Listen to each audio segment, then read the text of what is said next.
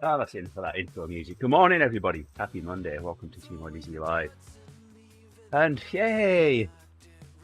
This will be my final badge of the new routes. We did, what did we do yesterday? I can't remember what it was. Mercury pretzel. There you go. Yes, that's the one.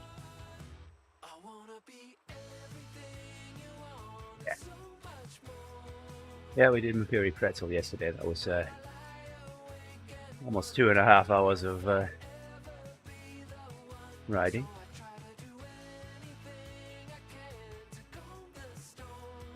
Trying to keep it nice and easy today. That sounds like a good plan. Yeah.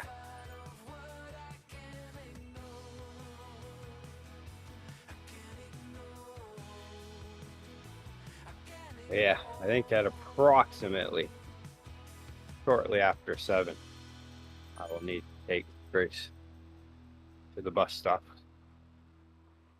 We are in the middle of discussions because apparently her thing, I said, well, why? Or she said, I don't want to take the bus because want to take the bus. There isn't anybody I know that rides that one anymore. And I was like, oh, well then you can take the one that's near our house then and just walk there. And she was like, well, I really don't know anybody on that one. And I'm like, I don't know. I don't get it. But then I said, well, you know what? It won't be the first time that you take mass transit where you don't know anybody on it. I'll tell you that. That's typically the way it goes. Tell her to make friends with the driver, then she'll know someone. If I ever step on mass transit, I'm hoping I don't know anybody on there.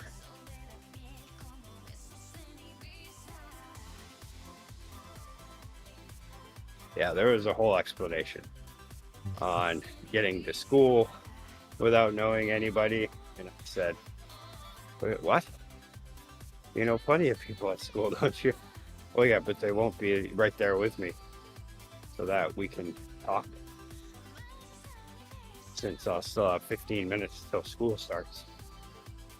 I remember being in school and 15 minutes being a good amount of time. It never was, but it was also like 15 minutes in between before classes. That was a decent amount of time. Yep. 15 minutes now. That's I've waited for a pizza longer than that behind a DoorDash guy. I've waited to poop longer than that, but that's age related.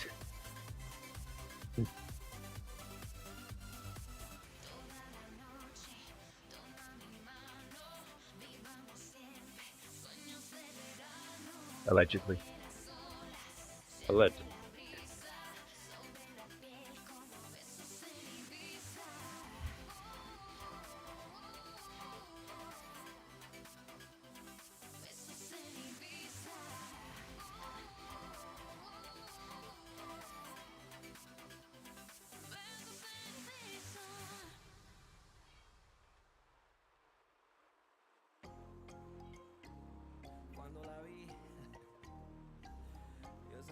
Yeah, Garmin still has me as overreaching.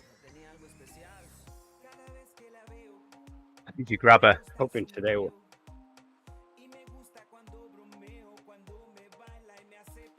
This would be overreaching for sure. Well, no. If you use that, then you don't have to overreach. Ah, I see.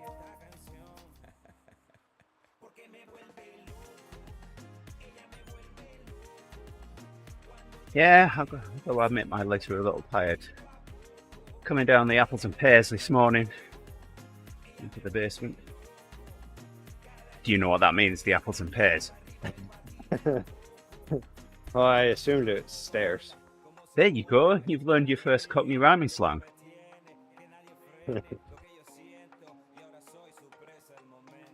Where did it come from? Do you know? It's Cockney rhyming slang.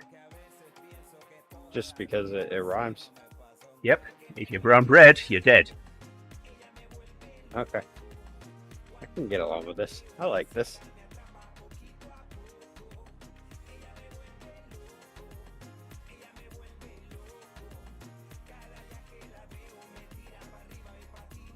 Really nice and humid here today.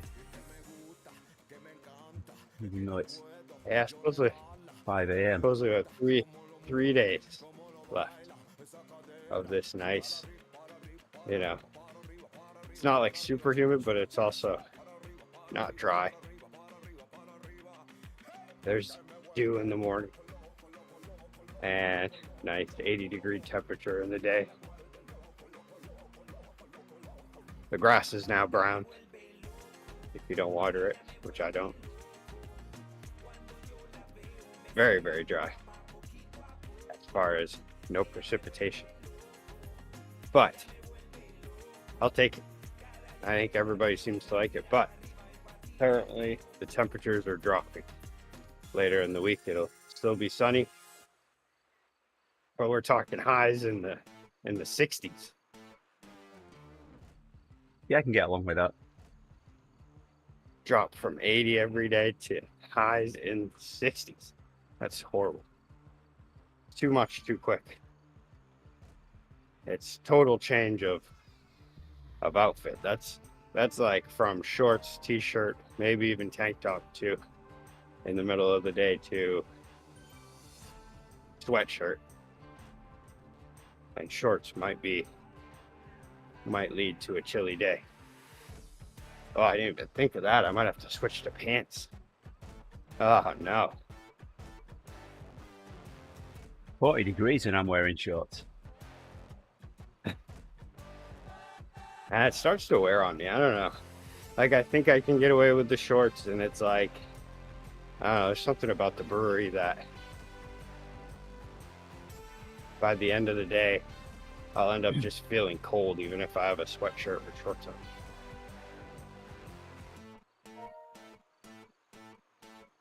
But I'll probably still wear shorts.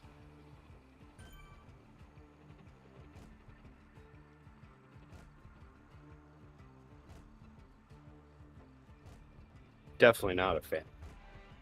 Oh, wow. It gets cool like that, though. 50 seconds and I've got a coffee stop. Wow. Well, that was quick. Yeah. Where do we go from here? Is it counting the amount of time you waited for me to get ready? I think probably. Well, the amount of time from when I popped in the world. Wondering though.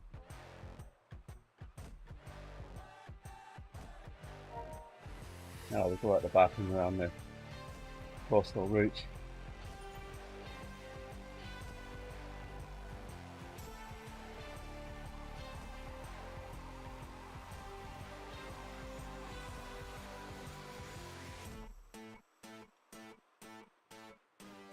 Wow.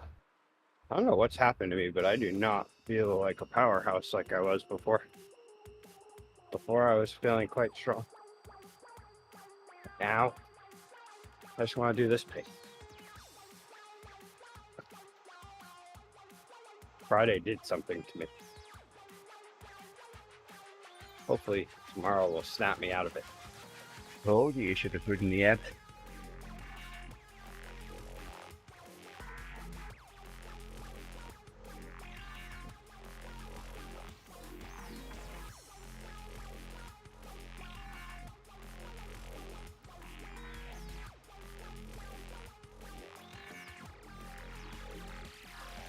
I can definitely tell my body needs a little rest because heart rate's still doing good.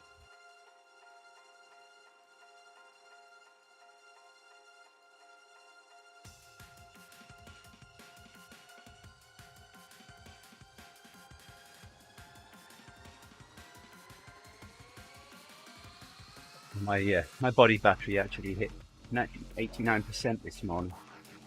That's the highest it's been in quite a while.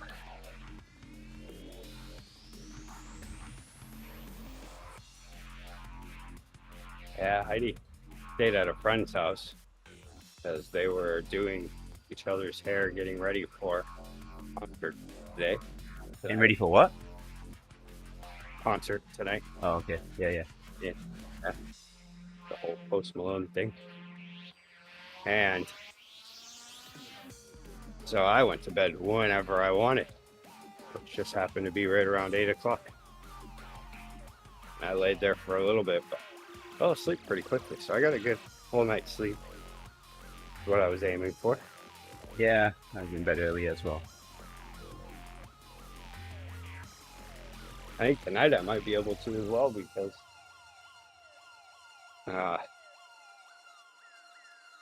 yeah, I should, because Grace doesn't have 2 cheers. She doesn't have her last cheer. And they'll be at the concert, so it's all about me getting myself relaxed enough to fall asleep.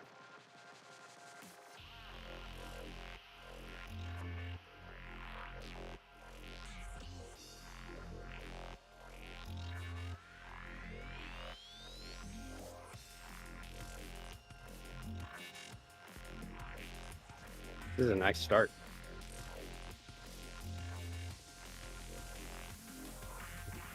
Yeah. Thing is, I looked at the route. I know what's to come. It's not too bad. It's not. No. No, it's the climbs in it are going to be the short and sharp ones. 15 minutes and we'll be done.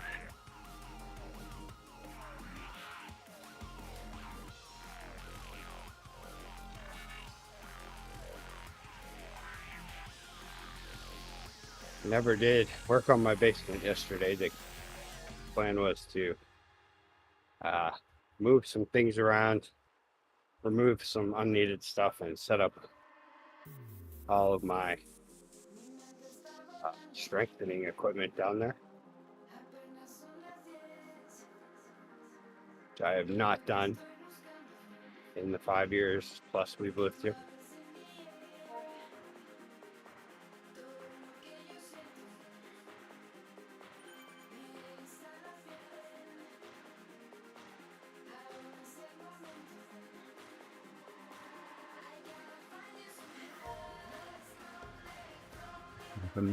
Thank on. Right on. What am I talking about? Right on from Mr. Miller. Ilama, thank you.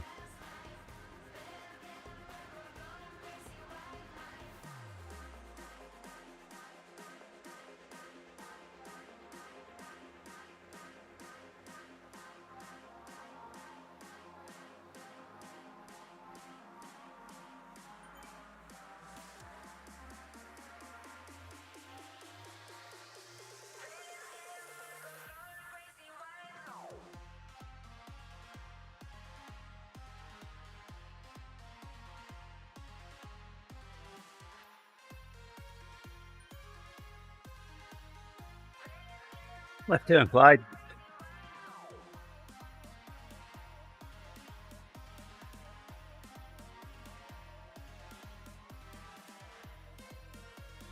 Yeah, how many people are going to understand that? Right turn, Clyde. Do you know what it means? No, but I've heard it. Yeah, probably because I've said it. Yeah.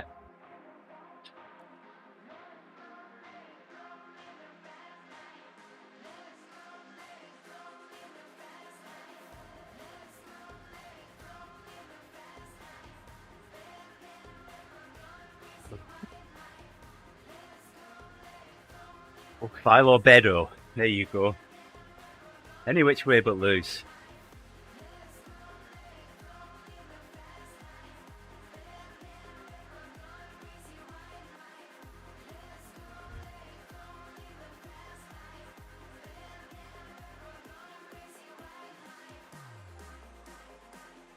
You have David Sloth again on the race tomorrow. He was on BMTR last year. I remember him being pretty strong. So not living up to his name then? Nope. I think that's all a ruse.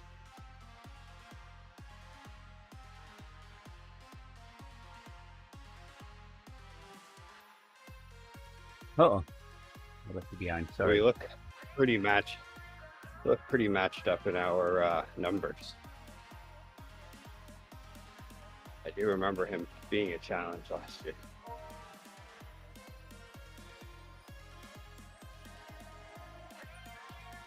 Then there's one guy on one of the teams that's just surprisingly not an A. His race score is near 800, but he's still a B.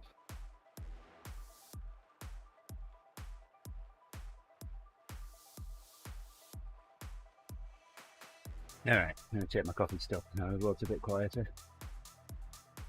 He's on Nico B. Yeah, he's 757 for race score. He is 130 points higher than me. Higher than anybody. Must try harder then, Rick.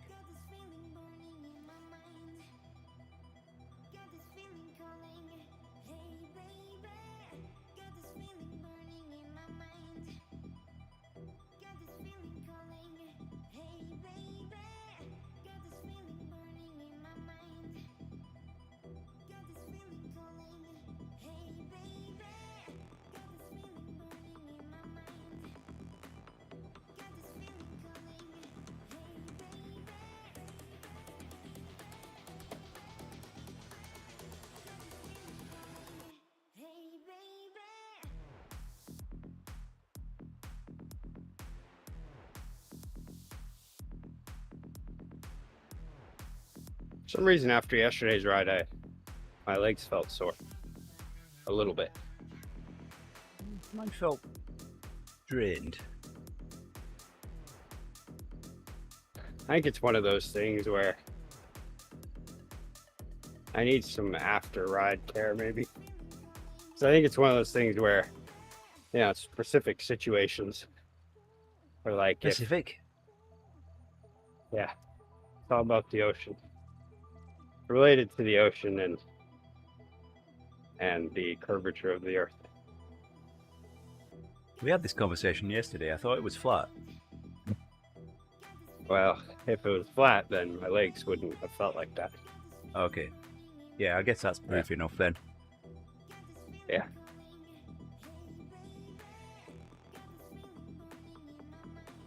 And we all know that if the Earth was flat, then cats would have knocked everything off the surface of the Earth years ago. Yes. They would all gradually be moved to the edges. Yeah. And then knocked off. Right.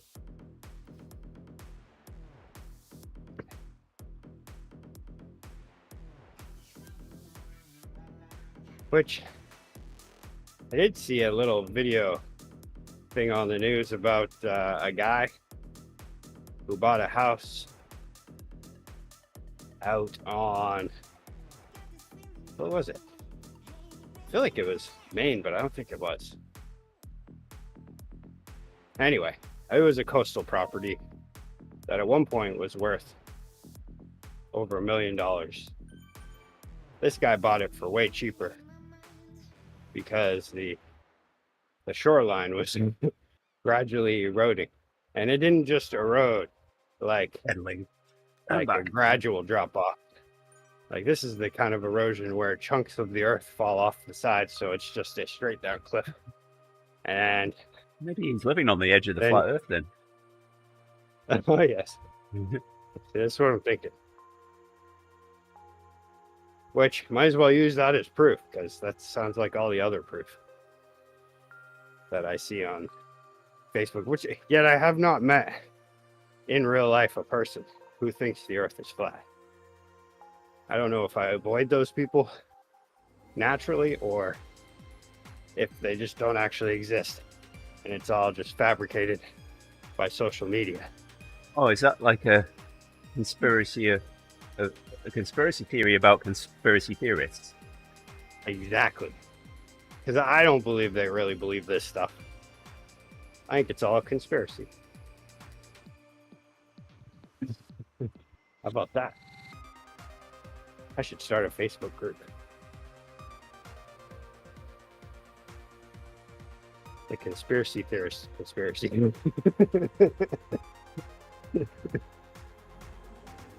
That could lead to a book. I was just thinking that's a reasonable title for a book.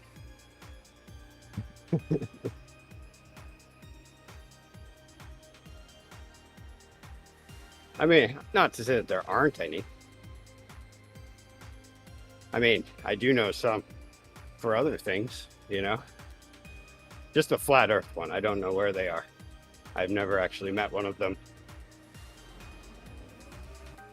But I would imagine if there are any, and I do meet them, I will ask them if they ever boxed previously, or if they played football, or if they've been in a serious car accident, anything that could potentially have caused any CTE conditions.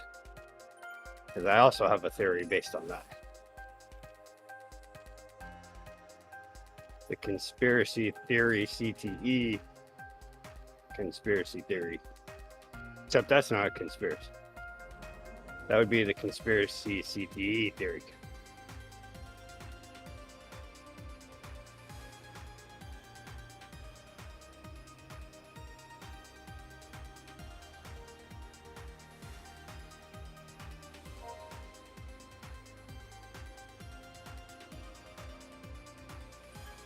And I'm now thinking of a title of this stream, now that it's too late.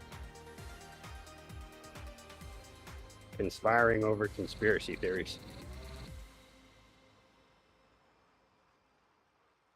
Inspiring to perspire. Rick in here, with Andy and Rick. Conspiring over. We're just conspiring over. We conspire to perspire over conspiracy theories. Oh, I think you've got your second wind. Where are you off? Oh, yeah. What is that? Oh, I'm not going that hard. I saw I must have just 3.4 hit it then. low. Yeah, I guess my heart rate is higher. I must have done something. I got talking. You obviously got riled up about something. The disconnect between my legs and my mind right now it's concerning. With a race tomorrow, a very hard one at that.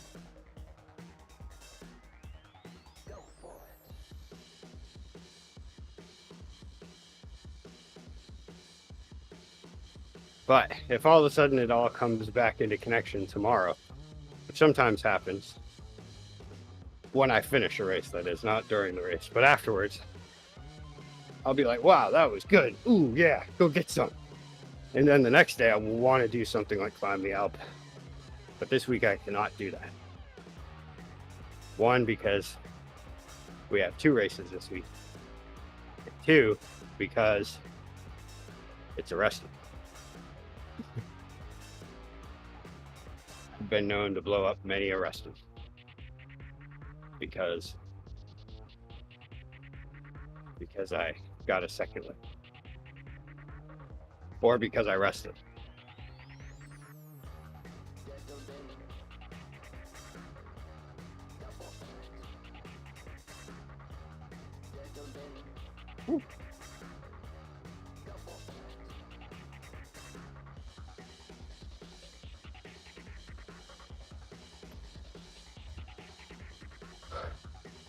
Watched some football yesterday. Yeah. So yesterday I was speaking to you about antenna hadn't been working. Get local channels. And so yesterday I decided to investigate further because the game was on, or was about to be on. I should have done a while ago because apparently at some point the coaxial cable was unscrewed from the TV and just placed in there. Is that what ducks use? Coaxial cable. Back on. Yes. Coaxial. Oh, hold on. Really slow. But coaxial. Steel. steel cable. Steel cable.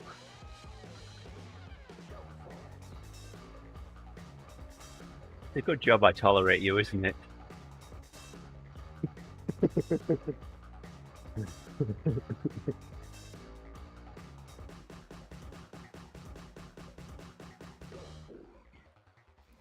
I might But yeah, hit 160. Sorry, I might hit 60 million drops by the end of this ride.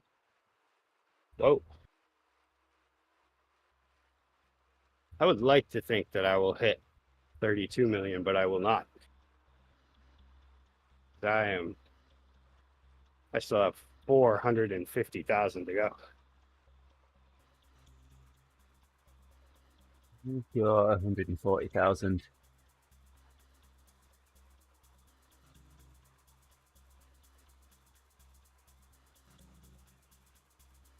One thing's for sure, if I don't hit it, I'll be a lot closer.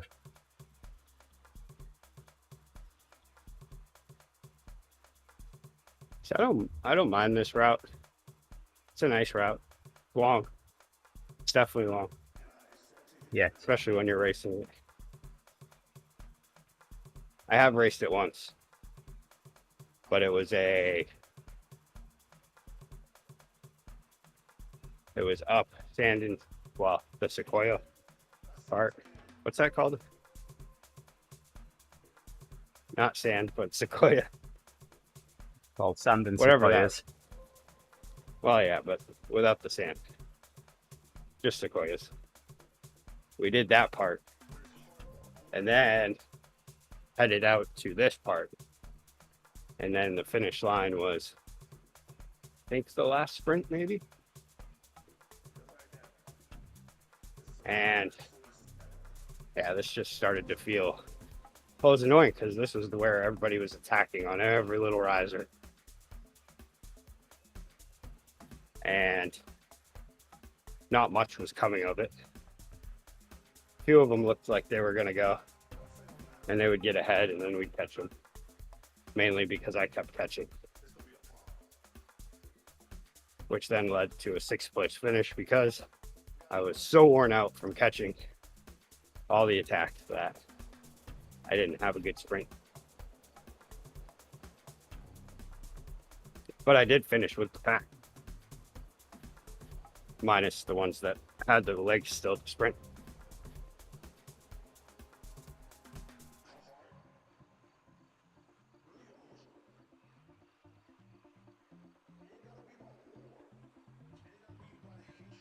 All right. There it is. Coffee stopping. Right. Look. I have one fan to turn on. I haven't been turning this on.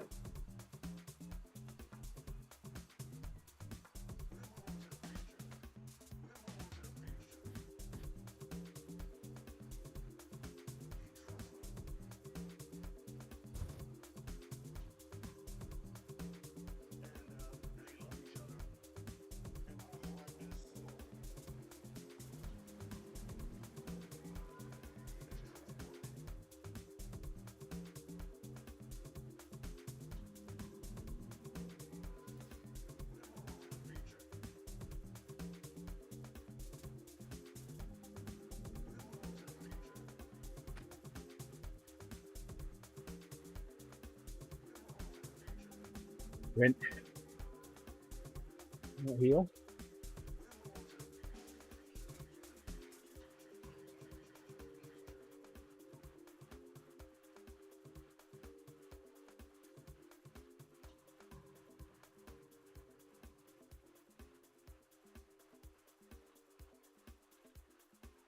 Gross.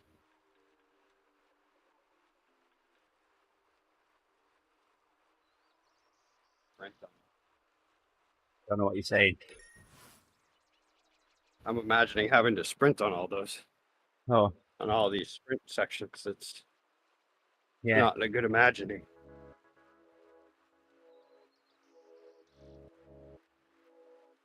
No. I mean, 3 of them you don't necessarily have to sprint on. Or you do. Depends on how many people sprint, I guess. But I have a feeling there will be some pretty good competition. Like whole teams getting top spots.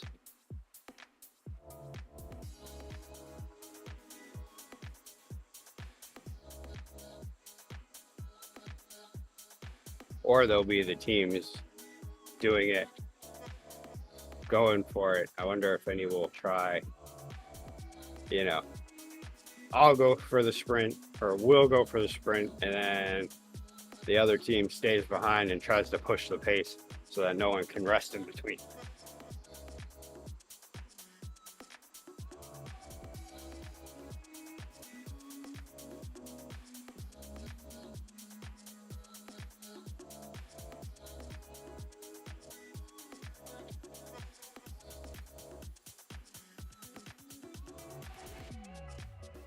Ooh.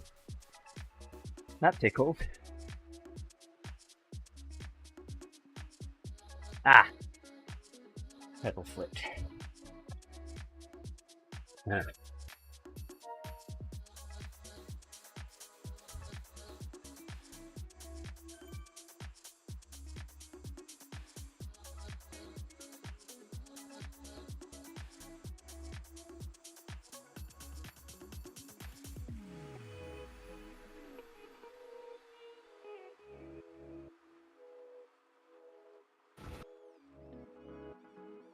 I got my average up.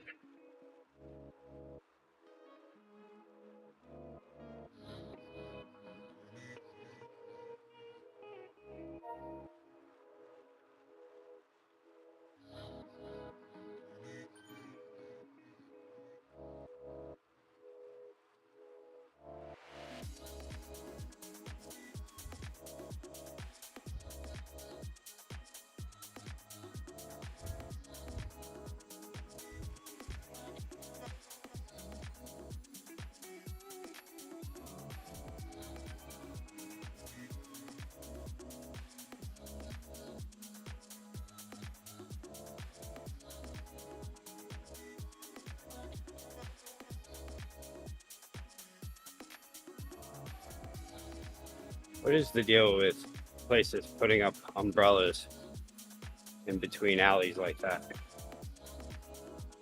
Who even started this? Between alleys?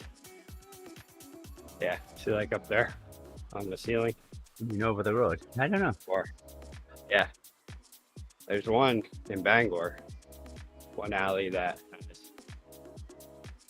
them. And then I saw a picture on Strava of someone sitting in one of those alleys, but it looked like the worst representation I've ever seen. It was like they were like, all right, we got this alley, but we only have 6 umbrellas. How are we going to do this? And then they just hung them up Go buy more. because there was not many umbrellas. I don't know, maybe a hurricane had just come through and took them all away. I don't know, but I don't even remember where it was. But it was the most pathetic display of umbrellaing I've ever seen.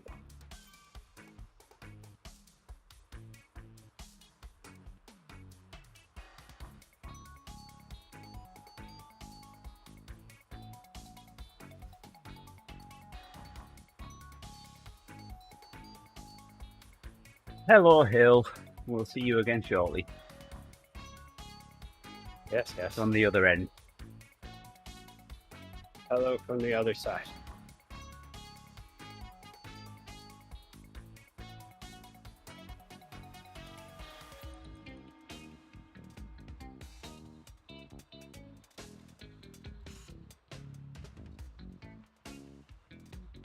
Yeah, we get to go down Oh No Hill, right? Yes. That's the idea. Yes. We get to do the Oh Yes Hill direction. Yes.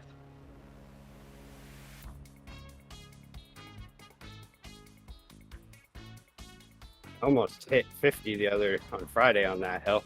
I still couldn't do it. Holy, I didn't touch the brakes as much this time. I was psyching myself up, like, don't hit the brakes, don't hit the brakes. But just the way that hill corners, if anything's going on, you're just gonna hang on, and I don't even know if it'd be worth it to hit the brakes. You might. We aren't as well talking just about not- Ono Hill, are we?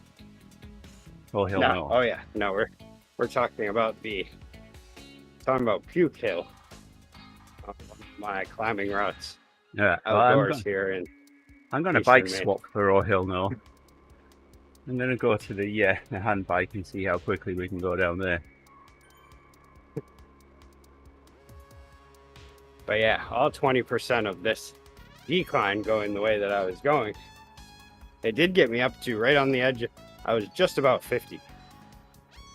I didn't get to see what my top speed was. Maybe I did hit 50. But wow, that thing, the speed just picks up so fast. And I was like, don't hit the brakes, don't hit the brakes. And so instead of hitting the brakes for a little bit, I actually found myself going, ah. And I was actually yelling while going down this hill to try to, I don't know what I was doing, trying to push the fear out or something. I don't know. Yelling, but if anybody was outside, no, no. But it did kind of help me stay off the brakes. But there was that one point when I got on the brakes, I just felt like I needed to get on them lightly. And so it did slow down my momentum a little bit.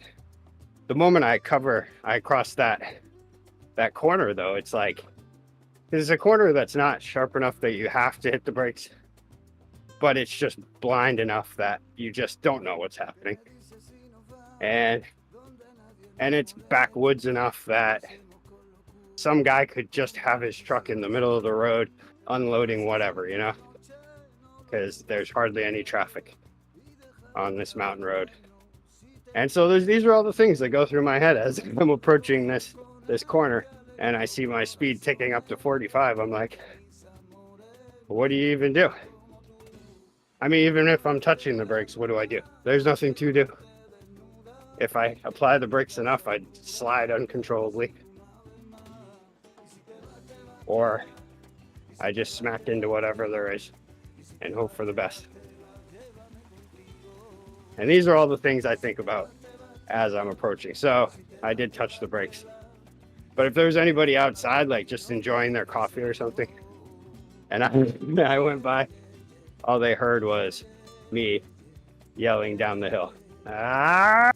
It wasn't even like a super loud yell, but it was definitely, there was noise you need coming to do, if you ever brake that hard that you end up going over the handlebars, you need to do a mid-air flip, land on your feet, and then catch your bike as it goes past.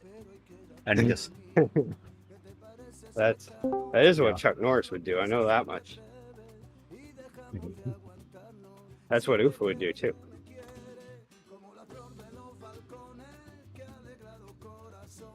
I want to see what did because I know I could easily well over 50 on that hill if I completely let off the brakes.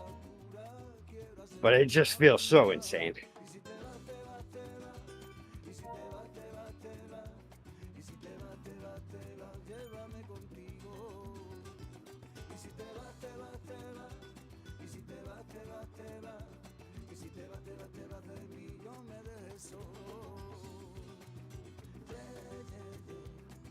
What? That's not true. I saw it hit 48. It says my top speed was 45. I saw it hit 48, and then that's when I let off the brakes.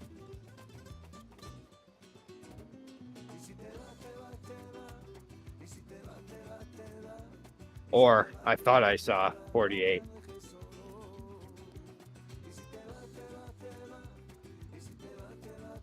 But yeah, it's scary stuff. I mean, all it takes is one time to just not hit the brakes, and most likely there will be nothing around that corner. But I just can't get my mind off of what if something's around that corner. That's going to change my day completely.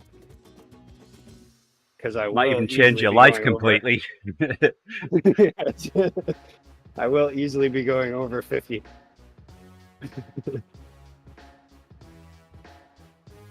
No, you can arrive over 50. 50 with no pedaling is achievable on that hill. Luther and I are constantly over 50.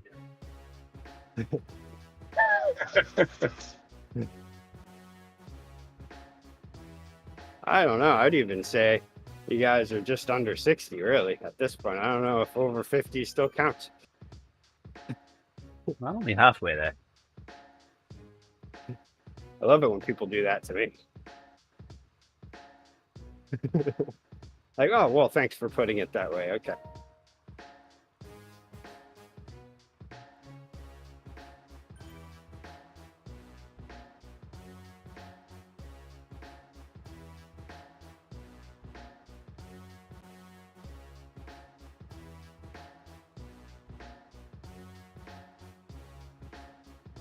I need to go to a sports psychologist or something before tomorrow's race.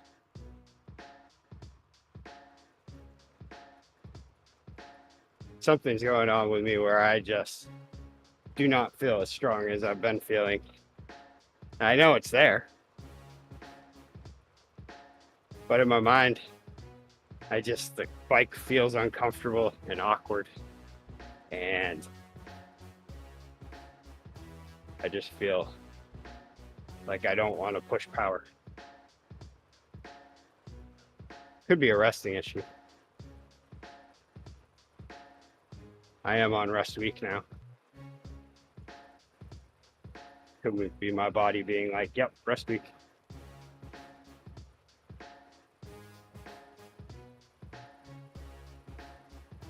Normally I would just pedal and forget about it like I do on all the rest weeks, but with a race, I can feel concerned about kicking myself out of it.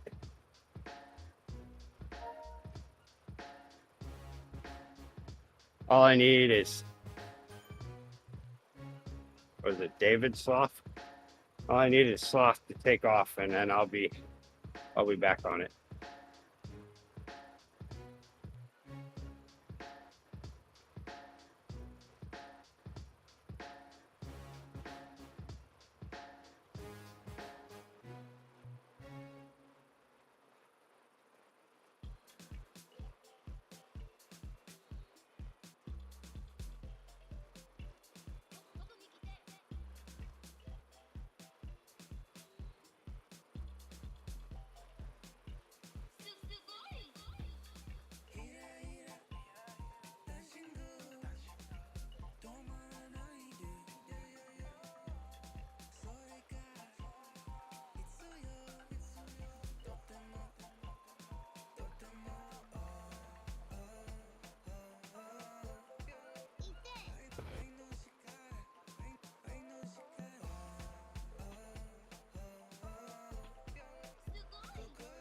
There's also one other. Oh, I can't hear you. Oh. Can't hear who? Hey, Ufa. We can't hear you. Ufa's busy. Were you talking to us? Oh, he was talking to us. I saw him push the button and speak. Wondering why I hadn't heard a word from Ufa yet this morning. I heard him laugh. Thought he was just... He left already. Oh, you did? Yeah. You did? Yeah, when I said Oh. Ufa and I are constantly over 50. Oh, yes, that's right. Or did we just think we heard him laugh because we saw him laugh? No, I heard him And laugh. then we imagined his laugh in the place. He's looking at microphone settings.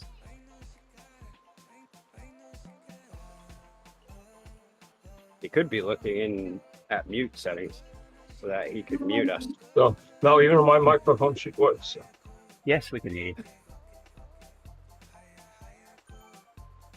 We missed 25.9 earlier, now. We were... What? Wow, why am I... Oh yeah, we're right next to each other. Okay.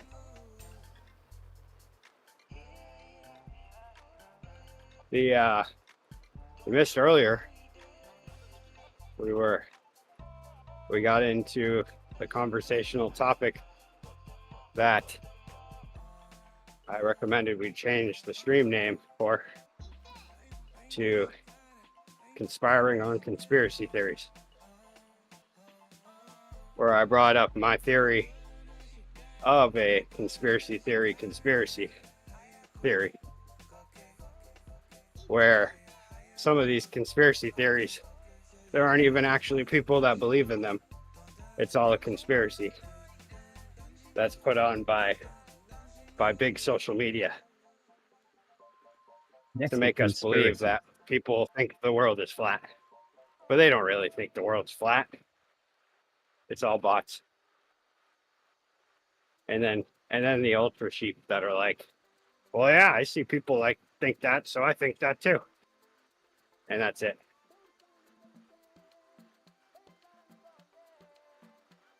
I might have to go very shortly. Yeah. I think we're on time today. This is good. That means I can do the bus stop thing. It will go much faster. All right. Well, if you go bus stop, I'll carry on to the top of the other climb and wait for you up there. We're still on the climb. And you can poodle up there at my own pace. But I guess I don't know, I've got 2.5 minutes to copy stuff yet.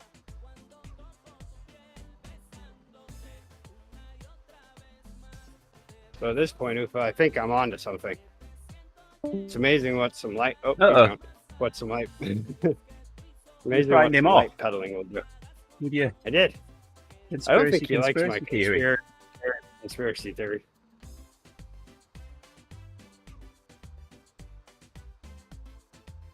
Maybe he's one of the architects. I never thought of that. Nah, the architect wears a white suit. And he has a little pen that he clicks and his TV displays change. He wouldn't be using a mouse or a keyboard. Well, that might be the head architect, but there's got to be other architects too. I mean, I've got enough monitors around me to be the architect, but I'm not in a white suit. Not me. Yeah, I'm thinking, because then that would even show it too, that if Ufa is one of the subcontractors for the architect of the conspiracy theories, then Ufa doesn't even believe in conspiracy theories. So then in the end, it would be even the people who put the conspiracy theories out don't believe in the conspiracy theories, which then only proves my theory of the conspiracy theory.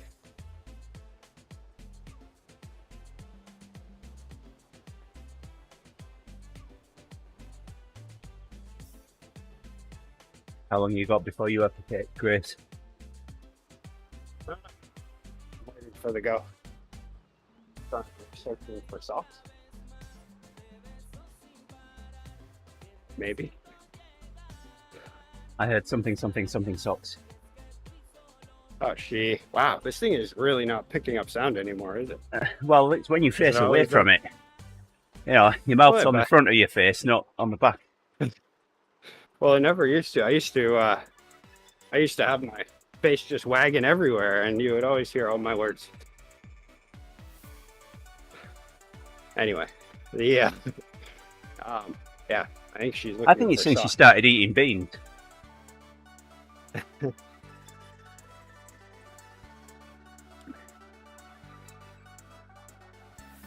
What if I turn down my microphone or something? Whoa, the only options are privacy settings.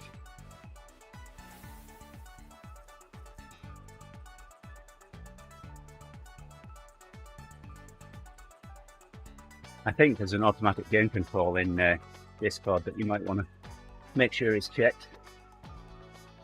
Ah, yes.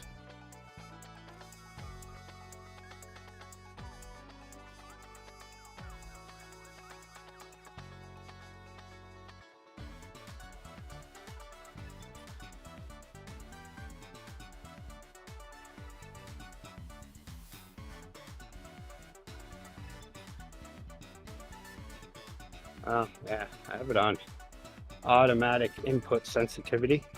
Okay. Well, that's not automatic gain. Oh, it isn't? No, that's I didn't see any Figuring game out when to make options you either. transmit voice. It's a macro that I uploaded to Discord that mutes Rick 24 hours before a race because there's a lot of agonizing going around that you don't want to share.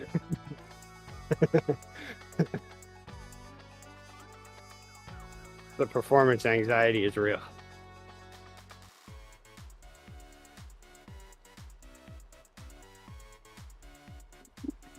None of you happens to be fly fishers or by coincidence?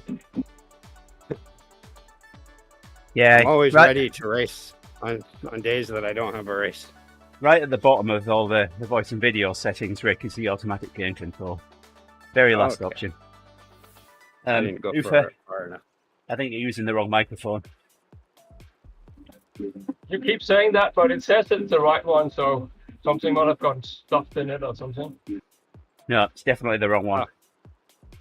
All right, I will be back. We have Grace lo-fi yelling at Ufa. me. All right. We'll see you shortly. Ash is I'll see you at the yelling top. It says B922 Pro Team web camera. That's the web camera Okay, microphone. I didn't hear you. This is the one it's supposed to be. But why did it turn off now? Ah, the camera turned off because I'm in settings.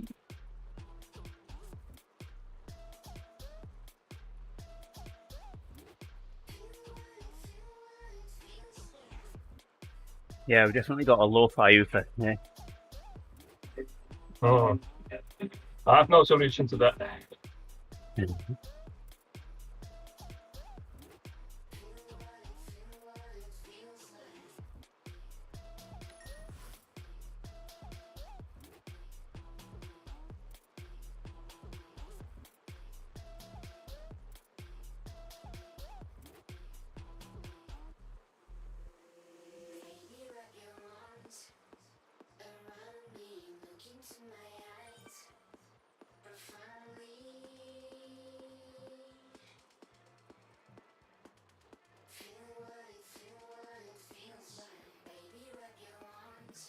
Does this one better? Because that's the laptop one. I can just use that one. If that's better. It's a little better. Yeah. It's... So the other one is it's like running single sideband rather than FM. This one's we're back to FM. That's really weird.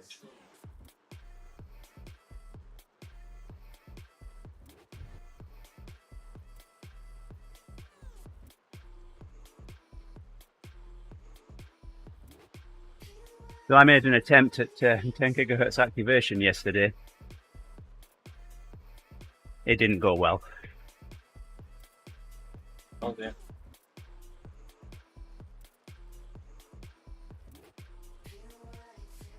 $160 miles. Larry next to me was able to make the contact. I wasn't. Couldn't hear him at all. So I need to do some work on my dish and feed.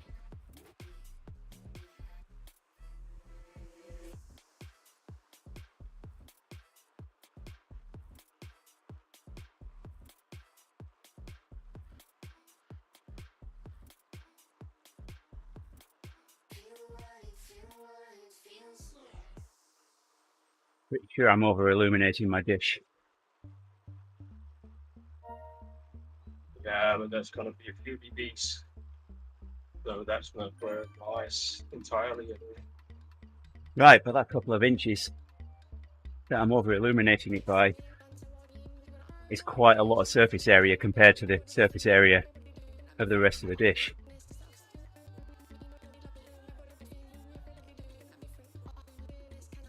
And I don't know that I've got the feed at the focal point either. Every dB adds up. So polish your dish, wait till it's dark, turn on your headlights, go like 20 meters away, then you find your point. I want to melt the LNB, the feed horn rather. I'm going to stick aluminium foil over the back of the dish and point it at the sun.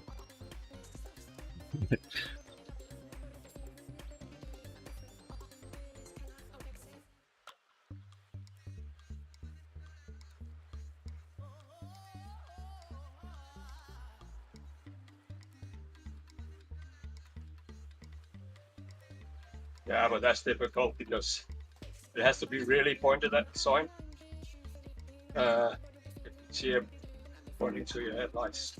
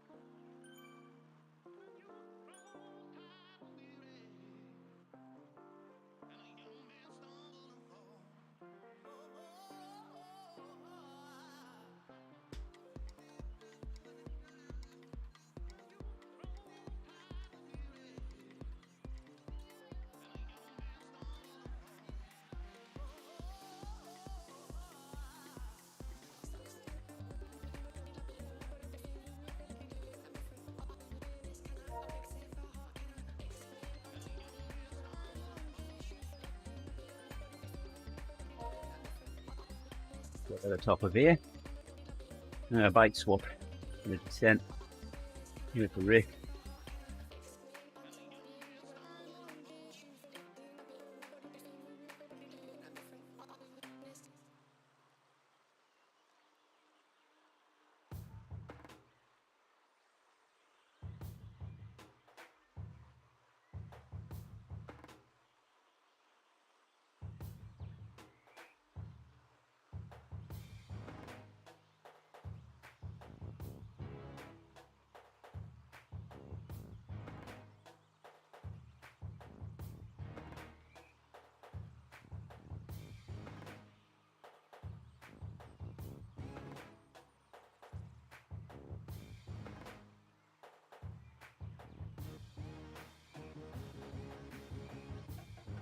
As your speed connector is killing me. Do I have to buy a complete new laptop just because your speed connector failed?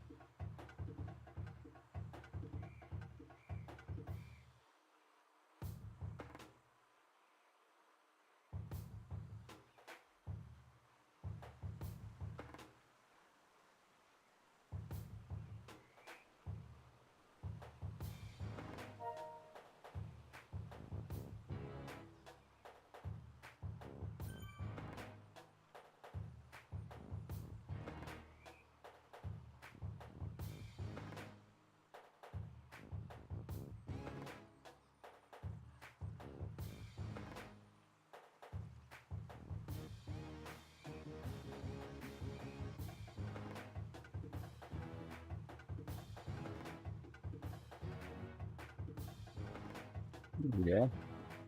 Come on, Rick. Come on, bud.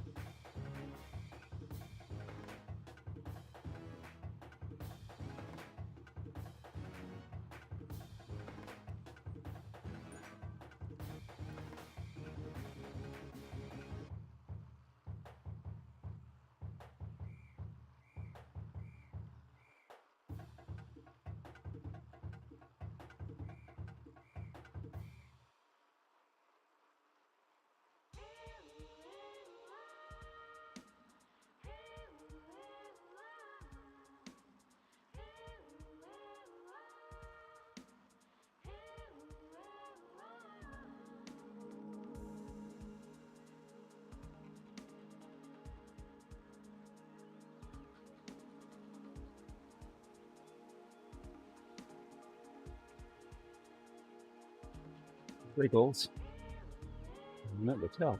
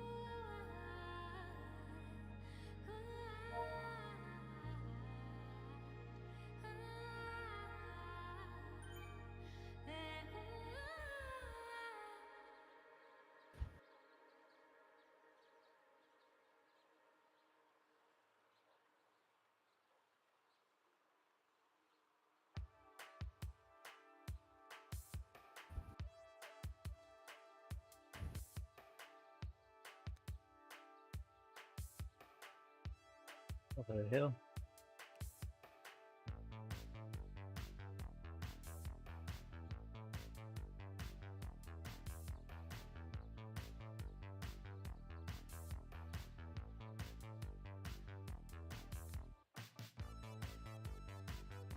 We can get out to going down here once Rick gets back.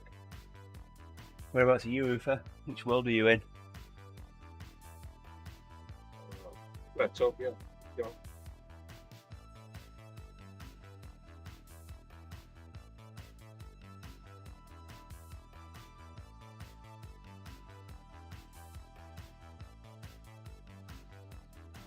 Can we find Ufa? Yes, we can. There he is. Ufa's in the jungle.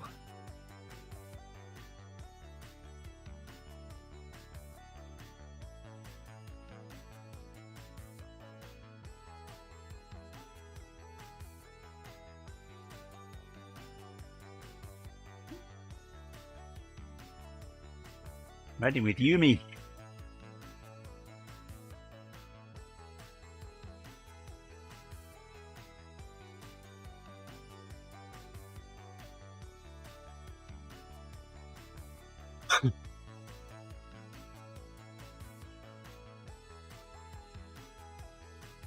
Suppose I should fill a bottle while I'm waiting.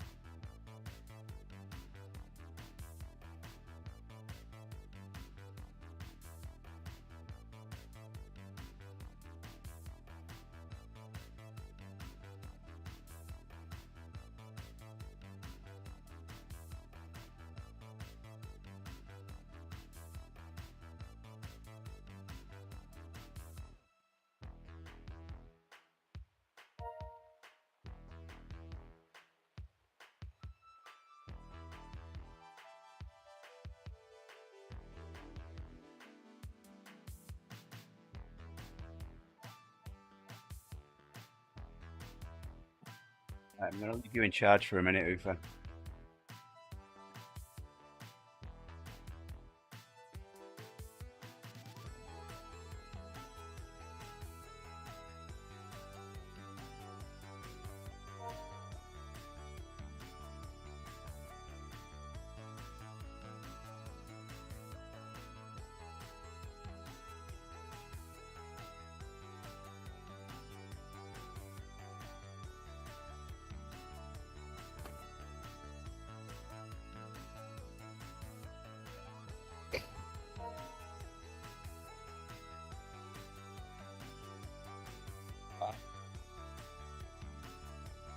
Perk.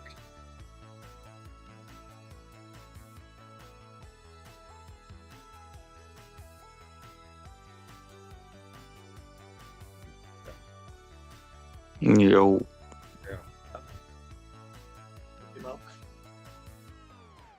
I can hear the odd word from Rick, but what'd you say? Apparently, the perks of living in the West Broadway neighborhood of Stephen King is that the bus there doesn't just pick everybody up on a corner. It actually stops at everybody's house. So they just wait in the front, and then the bus just keeps the yellow flashers on until they decide to run out. Absolutely amazing. In all the other neighborhoods, the only way you can get that service is if you ride one of the shorter buses.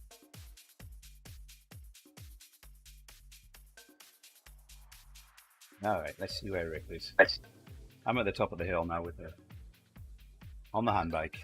See what we can do down this hill.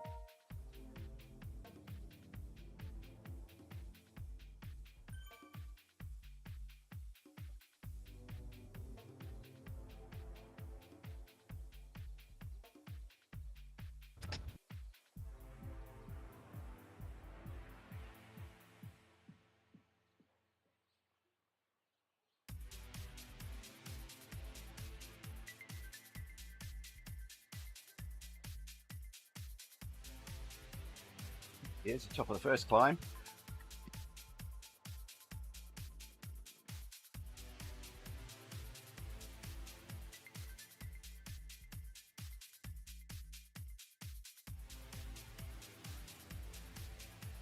Did you talk to Grace about your conspiracy of conspiracies? No, she won't listen to me. I wonder why.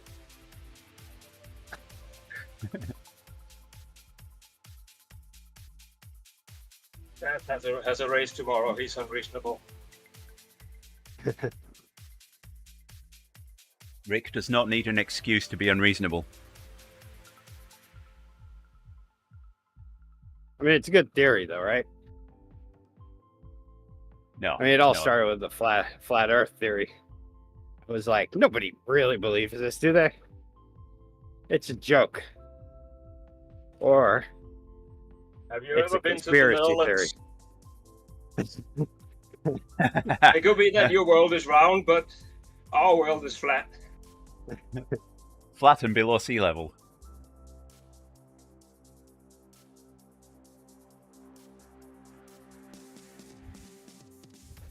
That's actually how I had proven to Andy earlier that the world was not flat, was because my legs are sore from yesterday's ride. Yeah, but this is an imaginary world. That is true.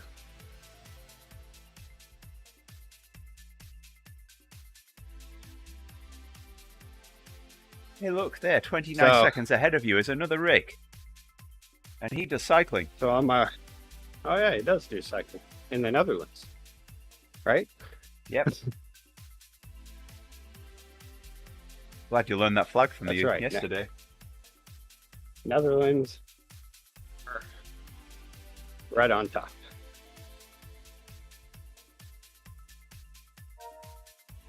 Red, white, and blue. Hey, that sounds familiar.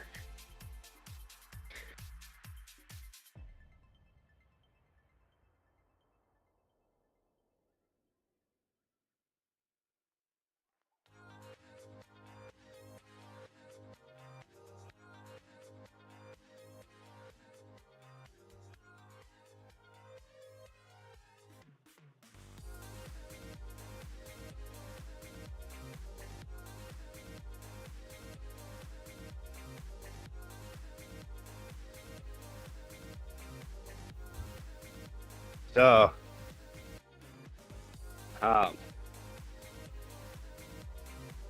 Ufa froze. Yeah, Oh, no. stupid USB connector. I don't know how to solve that. This is so annoying. On my way back from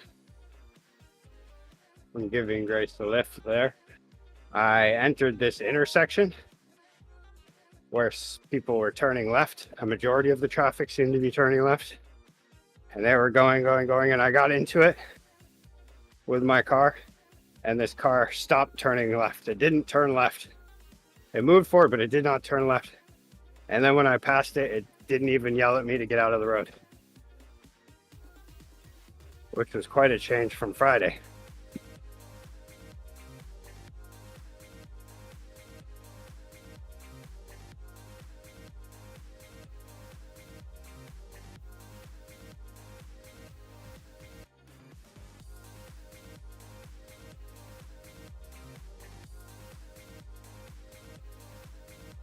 It was also not a pickup truck.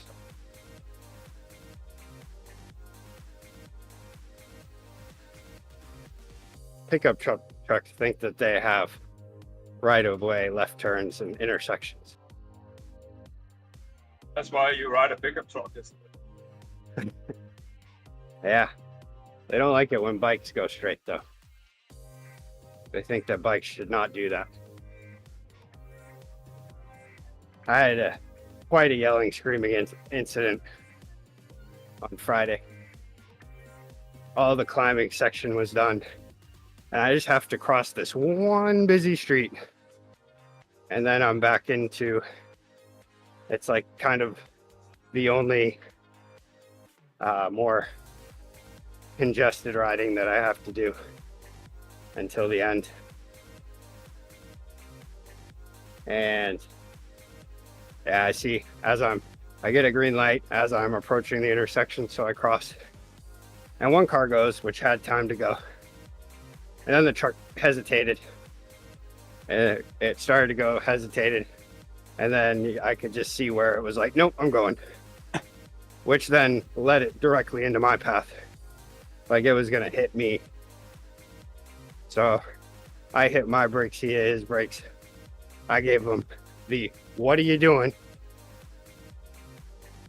And I thought you then, were going to say you gave him the universal sign. not yet. And then, Oh, so that comes later in the story. that does come.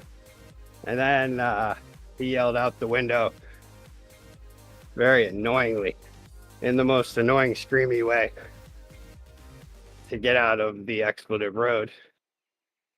To which I then lost it and started calling him a series of names.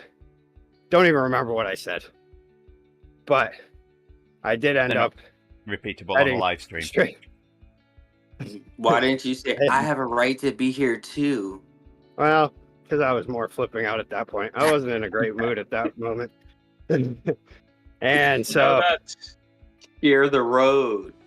then I went to the road, to the side of this intersection, and threw my bike into the grass and stood there flipping him off and yelling at him, come back and talk about it.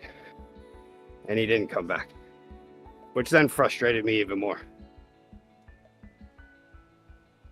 You know that over here you can't go left on a bicycle. That's impossible. Yeah, I would imagine. I wasn't going left. I was, yeah. Okay, I thought you were going left. no, I was going straight. Okay. Now you Which- can do that. Left always feels awkward too, but I try not to hold up. Like if I'm going to hold up traffic, I just wait on the side of the road until I can have a chance. But if I'm going if I can go with traffic, then I'll move out. Or if there's an intersection, I'll move out of that. But I was going straight and he was going left, which is the most idiotic. Like everybody knows, you yield to traffic, oncoming traffic, unless if you don't think that person is allowed to be in traffic, like this ignorant hillbilly Oh, okay, did. the truck was oncoming. Okay, now Yeah, he was coming towards me, and then taking that left. And when he did finally go, it was like if we would have kept our paths up, he would have hit me with the front of his truck. It was very close. in the Netherlands we don't have that because you can't go. I mean, everybody gets a separate green lights. People going Yeah. left, people going right, people going straight. Yeah, you have your own lights on those, right? But it means that if you respect red lights, which doesn't happen very much, Yeah. you'll be standing there for minutes waiting for the whole thing to pay off. Pretty much around here, since there is no bike lanes, I just obey the rules of the road while also adding in a little extra not getting anybody's way type stuff. Because I feel like I need to put a good word out there. Like just show good things about cyclists that, hey, things we're doing make sense. I know the rules of the road. I drive it every day. But I also like to ride my bike. And I know that there's this general idea of people who either don't know what you're supposed to do on a bike or who just don't follow it. But I end up being one of those. So that also sets me over the edge even more when I get this, as I go out of my way to make sure I'm not in people's way. Sometimes though, I've noticed if I'm in traffic, like downtown, you have to be in traffic. Traffic slows me down. And in town, people will end up kind of getting slowed down just by me being behind them. It's like they don't know what to do anymore. They see the flashing headlight behind them and they're like, Can I turn? Can I do this? Is he just gonna do something? And so I try to show them, no, just stand behind you. Every time you slam on the brakes, I'm gonna slam mine on as well. And then I'm gonna work my ass off to get back up to speed because, you know, you're not really helping me out much, but that's all right. Yeah, I'm getting that a lot as well. If you're in sort of like traffic, they want you to pass on the right side. Yeah. I don't want to do that because if I do that, the guy in front, he's going to cut me or something. So I just stay in the traffic. Yeah. There's just way too much risk not riding in the traffic. But it's almost like the other motorists think that you're being a risk by being in traffic. And it's like, nah, there's cars parked on the side of the road.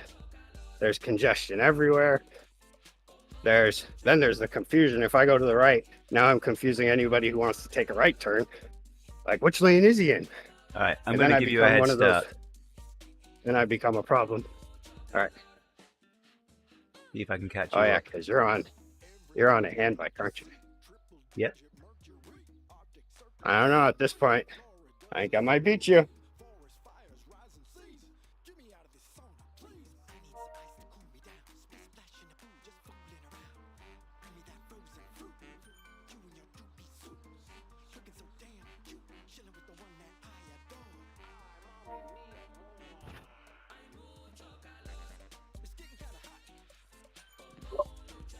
That early morning competition there.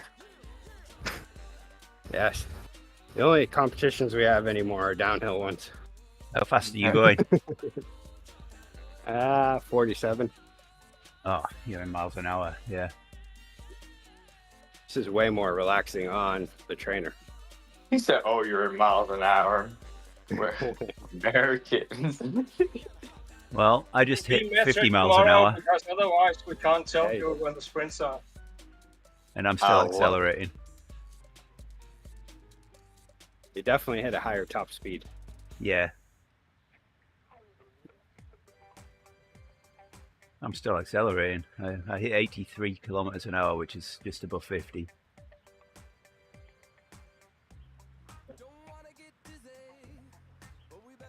Yeah, your average is for sure the better descender. You're calling from heavy or what? Didn't get over. What's that? Jamal complimented you that you're the better descender, and that was kind of an insult to my ears. Yeah, cheers. I always hate it.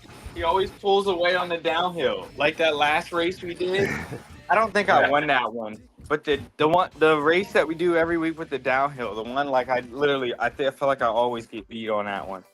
You pulled away on the downhill. Oh yeah. Which I've often thought during the race, and then he goes, "I don't know how I'm doing this." Often I've thought it's because he paid to play, and his the controllers help him. Yeah, But somebody has you told have me that controllers before. too, right? Yeah, but I don't turn them on because they never freaking work. Okay. So they're on my that's what bike it is. and always off. Like they're there right now, but they're always. You know what? Let's see if there's an update yet again that doesn't fix it, and we'll try it today. Likely not. Yeah, likely not. I'm gonna have to take mine apart and get the sweat out, like you say. Which really, I don't think. I feel like it's actually a fluke. It wasn't sweat that was breaking yours. It was a trace that was badly done, and when you cleaned it, you fixed the trace and didn't realize that's my theory, because I'm having the same issue, and there's no way in hell it didn't work day one, and I hadn't even sweat in it yet. These was definitely sweat. Oh yeah. Yeah, my theory is not gonna hold up. I think that you do have a firmware download, and you're going to download it, and then you're not going to be able to hook up your heart rate monitor anymore. Yeah, it's always something. Oh no, the firmware is up to date, so there's no update. I can't even do an update. It says that it's already as good as it's gonna get. which is not good at all. Is that what it says? It doesn't Yeah, say it's that. as good. This is all you get, bro. This is as good as it gets. It's Come as on, good as guys, it get gets some for you. ambition. Buy new ones. That's what you get for being an early adopter. Open a ticket. They replaced Alex. I do. I do need to get some because, especially with the frequency lately of these Thursday morning races, TTTs, it's quite a disadvantage to not have them. And it makes it hard because you're the idiot who can't steer. So everybody else is like, move left, move left. He can't move right, move right. Yeah, so on Thursday, So, yeah. don't turn them on. Yeah, Rick I'll doesn't turn have them steering. on today for a check. And if No, no, hopefully for Thursday. no. Thursday, do not turn them on because Rick doesn't have steering. So if you do, then you'll be doing that. Okay. Cool. Okay. Yeah, I'll do that then. And if anybody is thinking about Indigenous Peoples Days gifts, I'd like mine, please. I could use play controllers. Ufa, do you guys do Indigenous Peoples Day gift giving in the Netherlands? I think we rooted them all out, so there's nowhere to give it. Okay. Oh, We do have Thanksgiving because a number of those on the Mayflower came from the Netherlands, and honestly speaking, we were happy to get rid of them. Yes. Apparently Heidi's family is one of those. One side of her family was of a what was that, Dutch or Danish? No, Dutch, Danes are completely out of this game.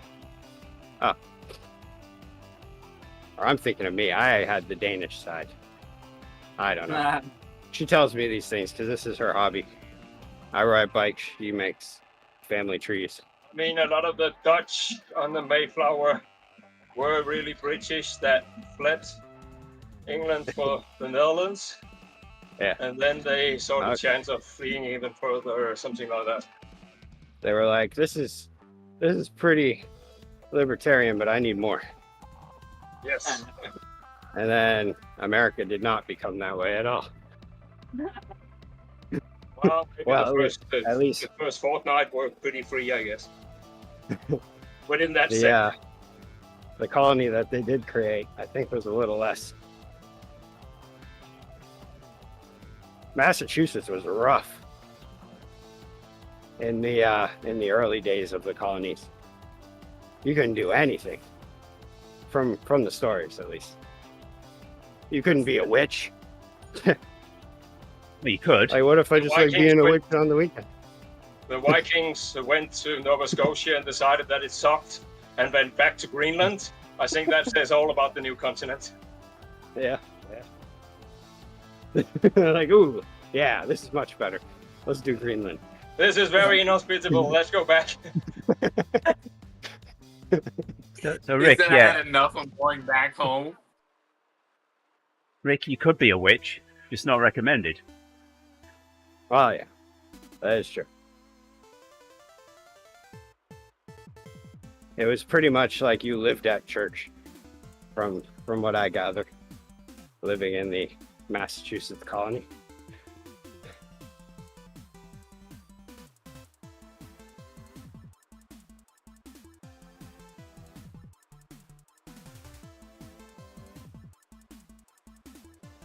All right, let's see if the last update fixed it, because I haven't used these controllers since what was that update? The one that changed the HUD. Maybe they snuck some updates in on that. Probably. Well, Most I've not likely. seen We're gonna any go with difference that. in operation. I had a funny thing Hopefully that because I'm a Mac, it's different. my steering stopped working with that update, and I had to unpair it, repair it, then it worked again. So maybe that says something. We'll see today. If not, then It'll be you my first day. Oh no! If not, it's you still should, the same shit. Here it is. I'm stopped. I'm hard braked for no fucking reason. I'm not. If you, Language. if you, Things still are broken. Well, just turn the braking off. You can turn the braking off in the menu. yeah, there is that. It does seem like as if your braking button might be a little something. A little stuck or corroded, or stuck and corroded, or gummed up, or bunged up. But if you can't unpair it and then repair it and have it work, then just throw it down the apples and pears. Yeah, just turn Okay. turn the braking sensitivity all the way down. Turn it off. Yeah, I turned it to 0 and now I'm not braking. That was my new one I learned about today from Andy, was apples and pears. That's Cockney for stairs. They rhyme. The more you know.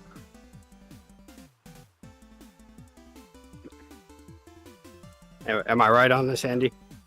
You have You not said are. a word to. It was apples. Okay, good. So what It does was brown apples and bread pears. mean? Brown bread? Yes. Going to bed?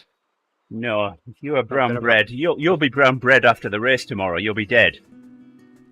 Dead. Ah, dead. Or ready for bed. See, I'm understanding it now. It's all about rhymes. The original hip-hop artists were the Cockneys. Is that the name of a people? Can I say that? Cockneys? Yeah. Is that a thing? Okay.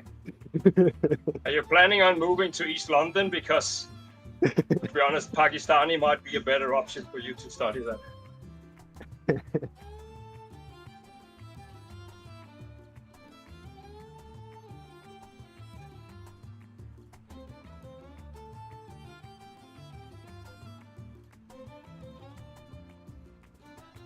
Wow, we are still on this. Or I guess we did. Yeah, we went uh, downhill, didn't we? And then we go back. Oh, we still got quite a ways to go This- yet. Half This an hour. race is going to be Well, going to be a close. journey tomorrow. We will be a journey. This is about where the end of the race is, right? At about 24.3 miles. Uh-oh, race recon over there? Well, we're doing it. We're doing a route badge hunting, but it's also a good chunk of it is on Sugar Cookie. Just not the hilly part of Sugar Cookie. Everybody stay on Andy's wheel when we hit the downhill. Before we Ah. go. Yes. You're assuming There I'm is going no to be real with you. serious. Oh wait, yeah, at the end, yes. Oh, bless you. Look out for that. There's a little bump before the downhill, and the downhill is really tricky if you lose the pack. Yeah. There will be power over the top of that, even though we will still not be recovered from the initial. Yeah, that gonna race be will probably insane. be 20 minutes back. So, but They say everyone will have rusted legs, but it's like, and maybe they will after that long descent through the jungle, but I think everybody will be happy to get to the finish line, that's for sure. Yeah, this is a taxing race. Because this is one of those deals too. I was thinking about, like, are there going to be any teams where they're going to organize it as a couple people going for the sprint and then the rest of the team just tries to push the pace so that nobody can rest in between sprints? I think they're going to be so advanced. But there's a lot of points on the sprints because it's 21st, and to some extent, if you don't sprint, you have to work more to catch up. So, I mean, Yeah. even if you don't That's- win, it's that's worth my will. giving it a little bit of an effort. Yeah, no matter what, you are forced to sprint. So with that being said, for tomorrow's plans and everything, I still have some learning to do. So I'm about to ask the dumb questions, but does that mean when y'all are saying sprint, does that mean we need to go like in the middle of it? We need to try and take the sprint banners in order to get more points? Yes. Yes, It's yes. a points race There are tomorrow. 4 sprints where you can Okay. all win 20 points at each. So that together is more than the finishing points. And they're all going to be in the first half of the race. So Yeah, so that'll be the flatter area, but yeah, there will be sprints to keep it rolling. And it goes, the first sprint is the first 20 across the line, get a point. Going from first is 20 points down to 20th is 1 point. And then the second when you sprint say the is first the first 20 5. across the line, does that mean like you're racing to be literally first across, or is it like the fastest 20 across the line? I believe it's first across. Yeah, first So to does the that line, mean right? that we're starting as a big pin, like one big pin and just going like that? yeah. And I mean, I don't know exactly because there are differing indications, but as far as I know, for all sprints, there will be both first across line and fastest through segment. But fastest through segment, there's only 5 fastest that get that. So, Okay. yeah. Yeah, you get So that points one for is the both, Yamel. fastest through the segment. You get points for both. And they changed the finishing point. So I think in our league, there will not be that many finishers. So probably there won't be 60 points to get at the finish. So the sprints are gonna count more because they're absolute 20 points. And you can get multiple scorers going through at once on your team. So does that mean that like we should have some people pulling fast and then other people dedicated to the sprints? Or does that mean like literally just pull hard as you can the whole time? Guessing staying with the pack is gonna be challenge enough, but yeah, you could make a strategy like that if you were really strong. I'm gonna try to, I'm just gonna be happy to stay up with the pack and try to do what I can on those sprints. Because I mean, the big thing is still saving it for that last climb. Those last climbs are gonna be rough. Everybody's gonna be So hitting. basically it's gonna function more like a normal race. Just everybody from the pin, whatever team gets the most points is the winner. Yeah, to some extent, yeah. And you can't straight pull out because there's not gonna be an easing up after the sprint. Not in my recollection. So No, I wouldn't imagine so. Okay, this is good to know. I'm glad I know this. I'm sure there will be a little bit of easing up between the last sprint and the final climb, but we'll all be in the same boat at that point where we're tired from the sprint sections. Yeah. And then now we know we have a climb that people are gonna be doing 8 watts a kilo up. So tomorrow, it's basically gonna race like a gravel race tomorrow then, or a normal Zwift race. It's just you're incentivized to go balls to the wall the whole ride. yeah, it is a points race. So I mean, the points count a lot. Yeah, the more of us that we can have towards the front, the better. Because if every person on the team collects points, we can make sure that we're all top 20 in those 3 sprints. Yeah. And we have tons of points there as a team. And then, I mean, that second sprint's going to be interesting, especially if it's an actual segment time. That's not my strong suit, that's for sure. I can do good like hanging on and ending up somewhere near the front through a sprint. Segments aren't bad as long as you know when they're starting and ending. I think Pretend the every hardest sprint's part a is Friday knowing ebb. how hard you What's that? Just pretend every sprint is a Friday ebb. Well, that's what I'm thinking of. That's how I do Friday ebbs. So that's a good way to be dropped, I think. Which one? The Friday, Oh, yeah. trying to, yeah. If you give it all for 1.5 minutes. Yeah. Yeah, that's gonna be rough. And then you're That'll be done nuts. afterwards. there will What be are you talking nothing about, left Oprah? I'm going to be giving it all for 50 minutes. Yeah, okay. Is that how long this one's supposed to be? 50 minutes? Yeah, Oh Or no. longer. What's that? yeah, it's a long one.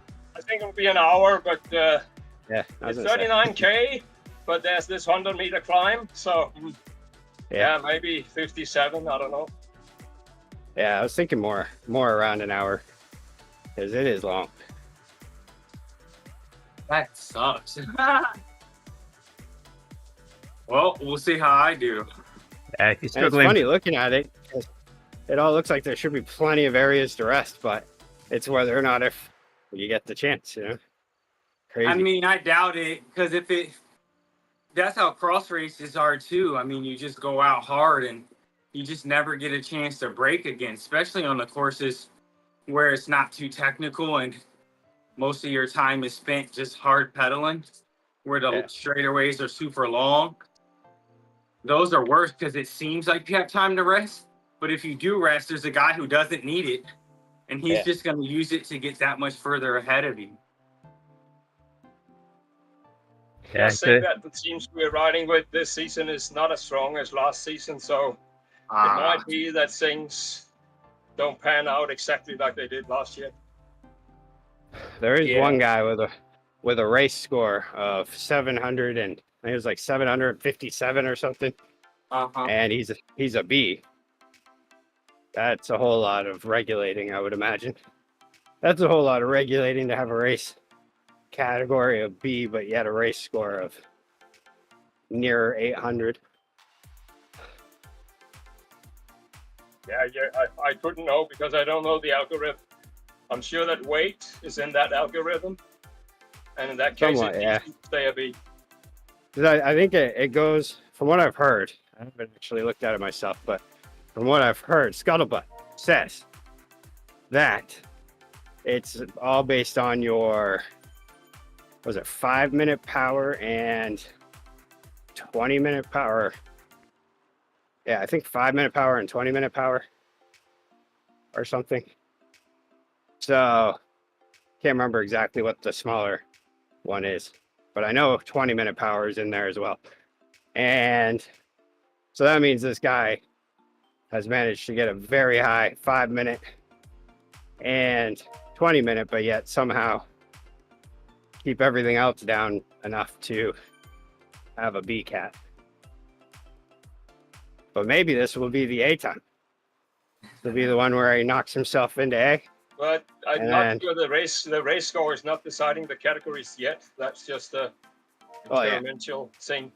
So far, if you're below 60 kilos, there's no way you can become an A. So there you can push as much. We had a Filipino guy weighing 41 kilos or something last year. Yeah. He was pushing 6 watts per kilo. He was still a B. Yeah, maybe that's what it is. In the race setting, it's hard to go over because unless you're in a pro race, the race isn't hard enough for long enough in order to be forced over. You always get a chance to stop pedaling in a race, unless you're on a hill with pros. Yeah. I'll fall over if I stop pedaling. It's a point race with 4 sprints. Yes. Yeah, there will be that moment after the sprints, I bet, where there will be rest time. And then after the last climbs, once we get over that last hump, heading downhill towards the dirt, then we will we'll have a break potentially through there, I would imagine. I wouldn't imagine too many people will be attacking there. Unless if they don't feel like sprinting. And they want to try to get a breakaway somehow. Oh, there's no steering. But I would imagine over that hill, that last bit where everybody's dying is going to be a bit of an attack point for someone. It's only the first half of the hill that is steep, so that is going to change something as well. I think it's going to spread out like crazy on the steep part. Yeah, well, that is guaranteed. That will definitely be the make or break section. It always is. Or any climbs like that.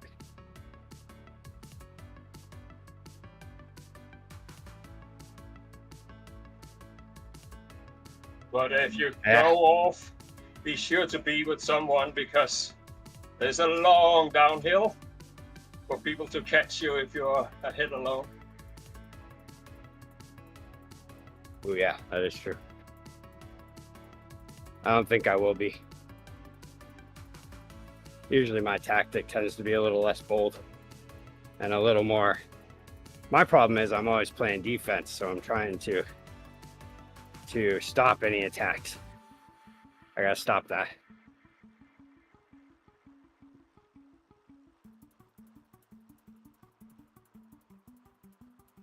Yeah, most of the time though, you shouldn't be worried about attacks, depending on the game type.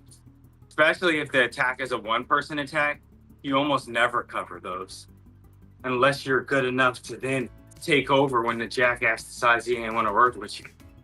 Yeah. I mean, Like, in the point races last year, there weren't any attacks at all. Everybody concentrated on the sprints. I mean, they are attacks, but they are known attacks. So Yeah, covering attacks it's not really a good sport in this game. And it's not the best decision. And Yeah, it's it's like always remember that in any other race, there will be more spread in the abilities. We've been sorted into the same division according to our abilities. So we're all more or less the same. That's a problem for a race. Yeah.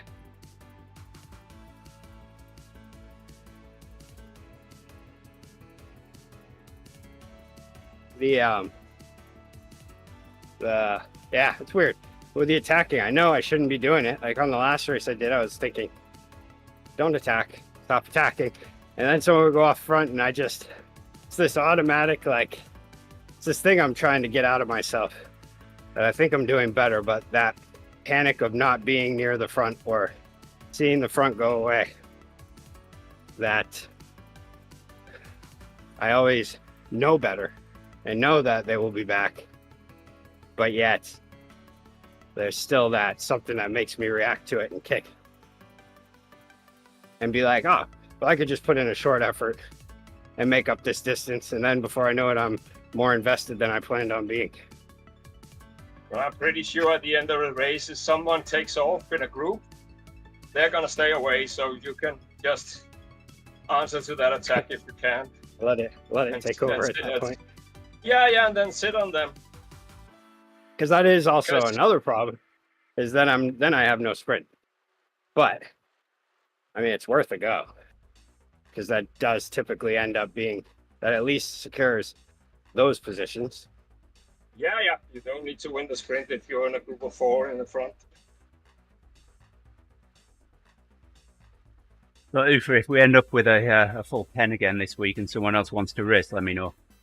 I'll drop out. I'll still stream in DS, but I think Cortino already has that. We still need Batman to sign up to be 6, so I'm guessing it's okay. They will all be talking about that today. Yeah. It'll be the last minute, end of evening. I don't want to do this or all that stuff. My chest isn't right yet, so I know I can't do what I would be able to for the team. So if someone better comes along, sign them up. Well, I think this is round 1, so we just try to learn this round. I'm not a JP, so maybe we can be better in round 3 or something.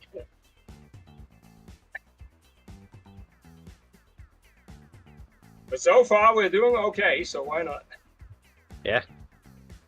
I mean, we're sitting in second place, right? Yeah. Pretty good. Yeah.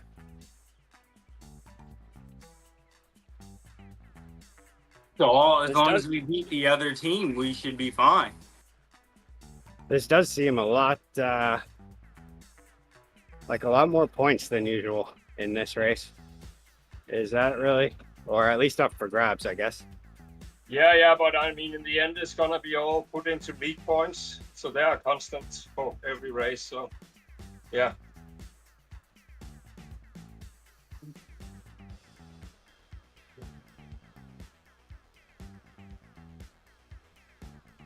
It's the inflation. Everybody gets more points. Oh yeah. Some will collect more than others. Yes, points for you. And points for you. And you can have some points as well.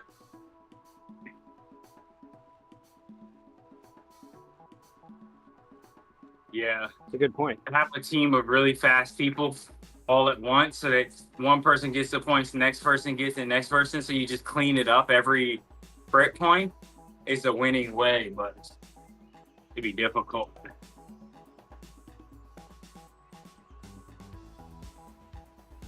Yeah, 'cause somehow It's we really have to. nasty when you have these multi-loop things. So you can get first across line. You can be in the first 10. No, sorry, first 2 segments.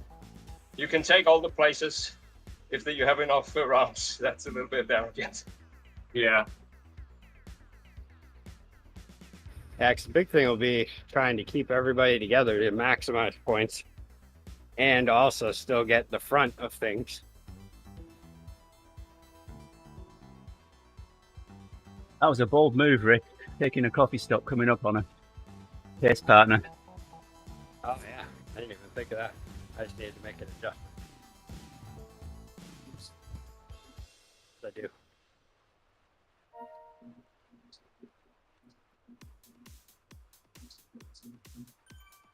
I've lost you.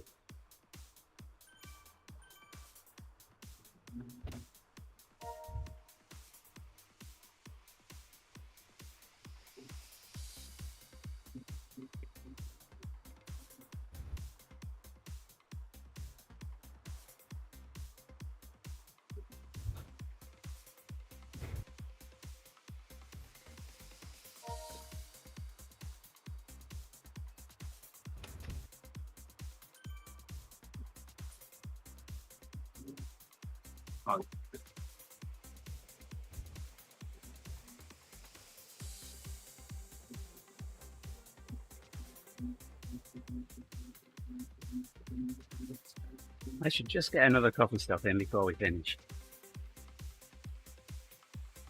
13 minutes.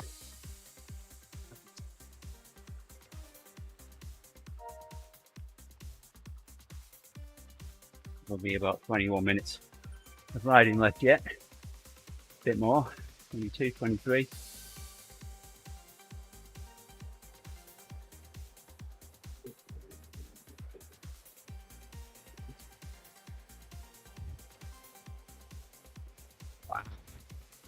Thanks.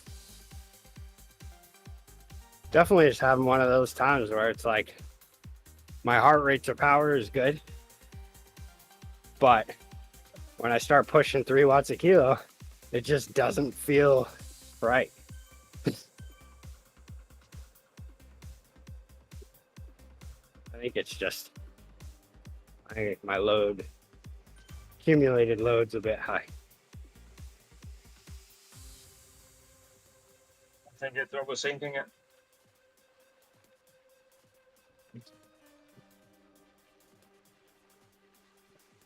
My problem is I don't stop, so it's like I'm doing easy pace, but still doing like 45 miles a day.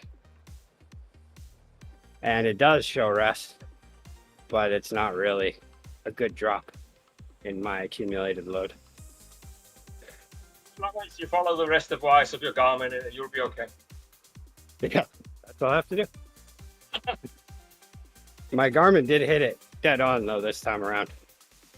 I have been in perfect progression here for a while. And then all of a sudden Friday it just felt so off. And then it was like overtraining. And now it's been overtraining since. My Garmin always tells me to rest for like 4 days.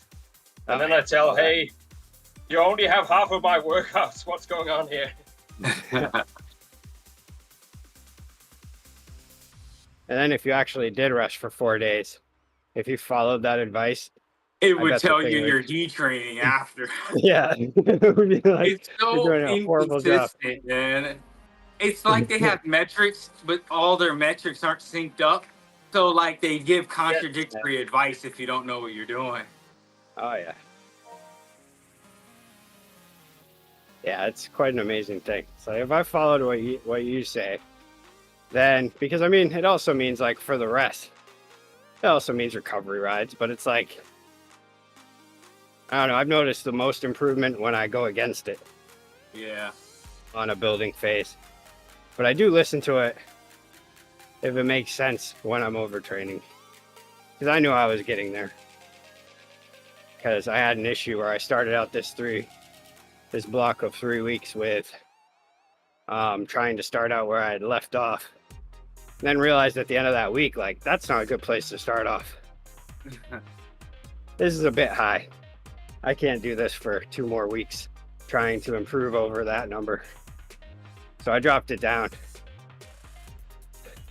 But still maintained some pretty good work, but things just got very wonky and really just did more, brought it down and then built a little bit for the 3rd week.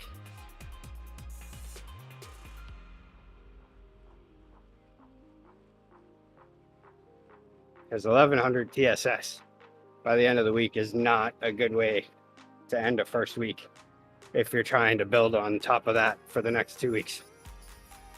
Almost half.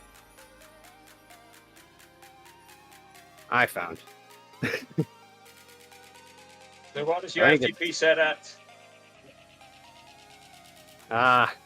280. I get 279 or something. Okay, that's a little. Yeah, okay. Snowballing, not as much as I thought, but I think my real FTP though would be like 260. That's No just way. my Zwift. no way, 300. No. No, I That's think he's absurd. about right, Upa. See, you're doing a good job though. You're building me up now mentally. I don't even have to go see a sports psychologist. I just talk to Ufa and then you.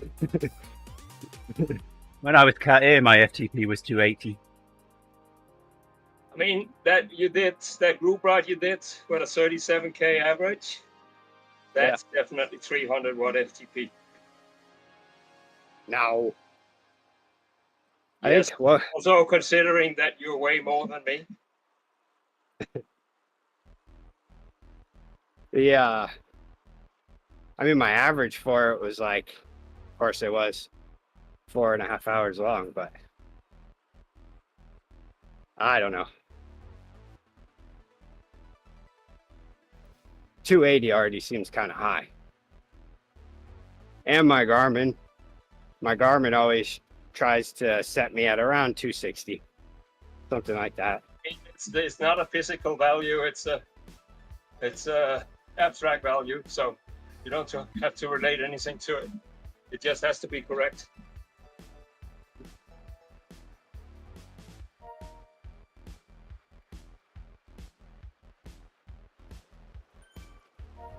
I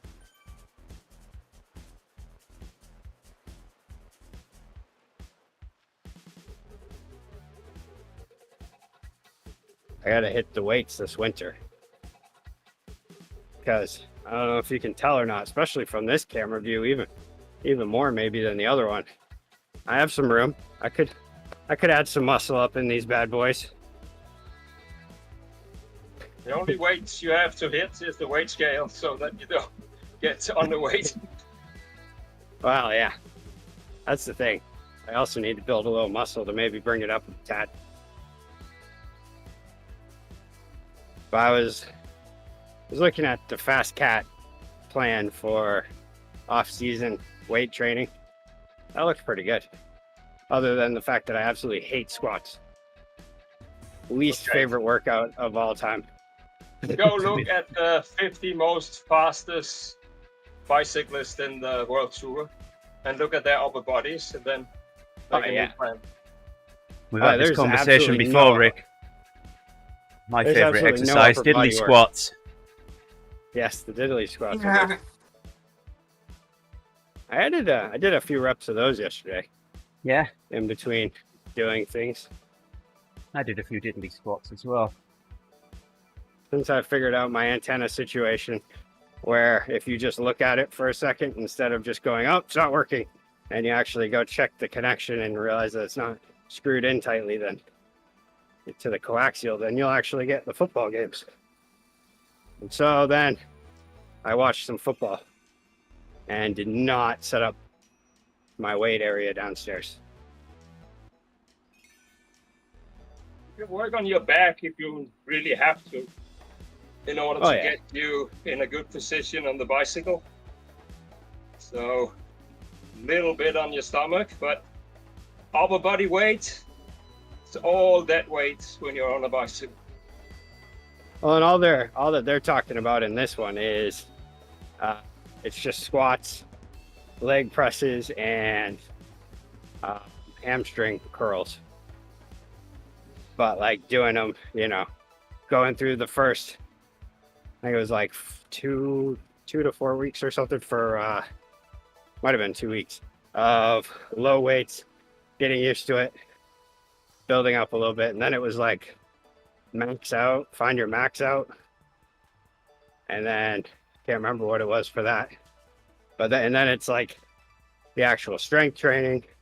And then after that is the neuromuscular of doing like lower weight than you have been doing, but doing like real hard, fast reps to kind of try to simulate using the muscles in a pedal stroke.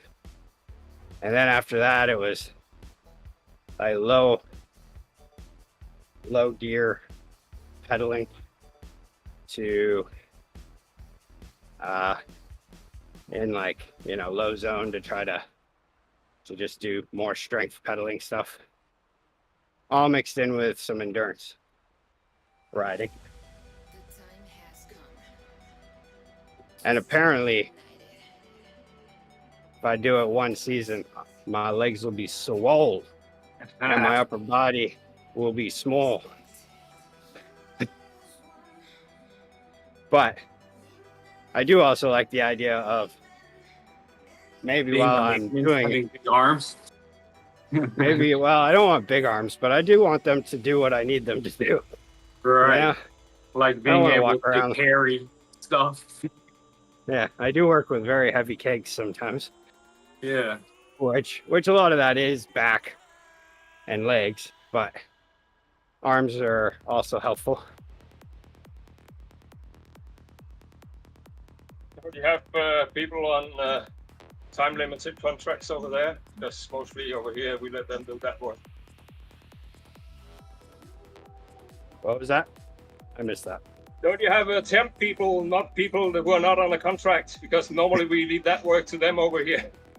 Well, they ate all of our pets. That's the problem. So now we don't hire them anymore. You have 2 cats, you could spare one.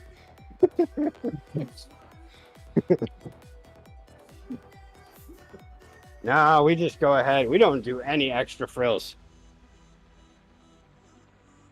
at our work. We just got, yeah, we don't do any extra frills. We don't get people to do our hard work for us.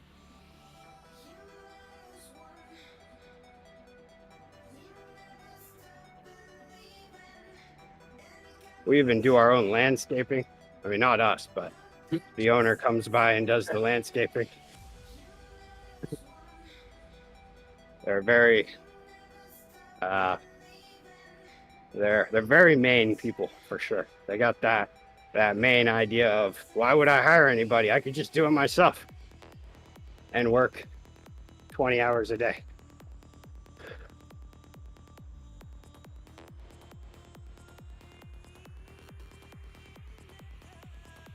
My ex just got laid off, which is quite impressive when you consider that unemployment is 2% at the moment.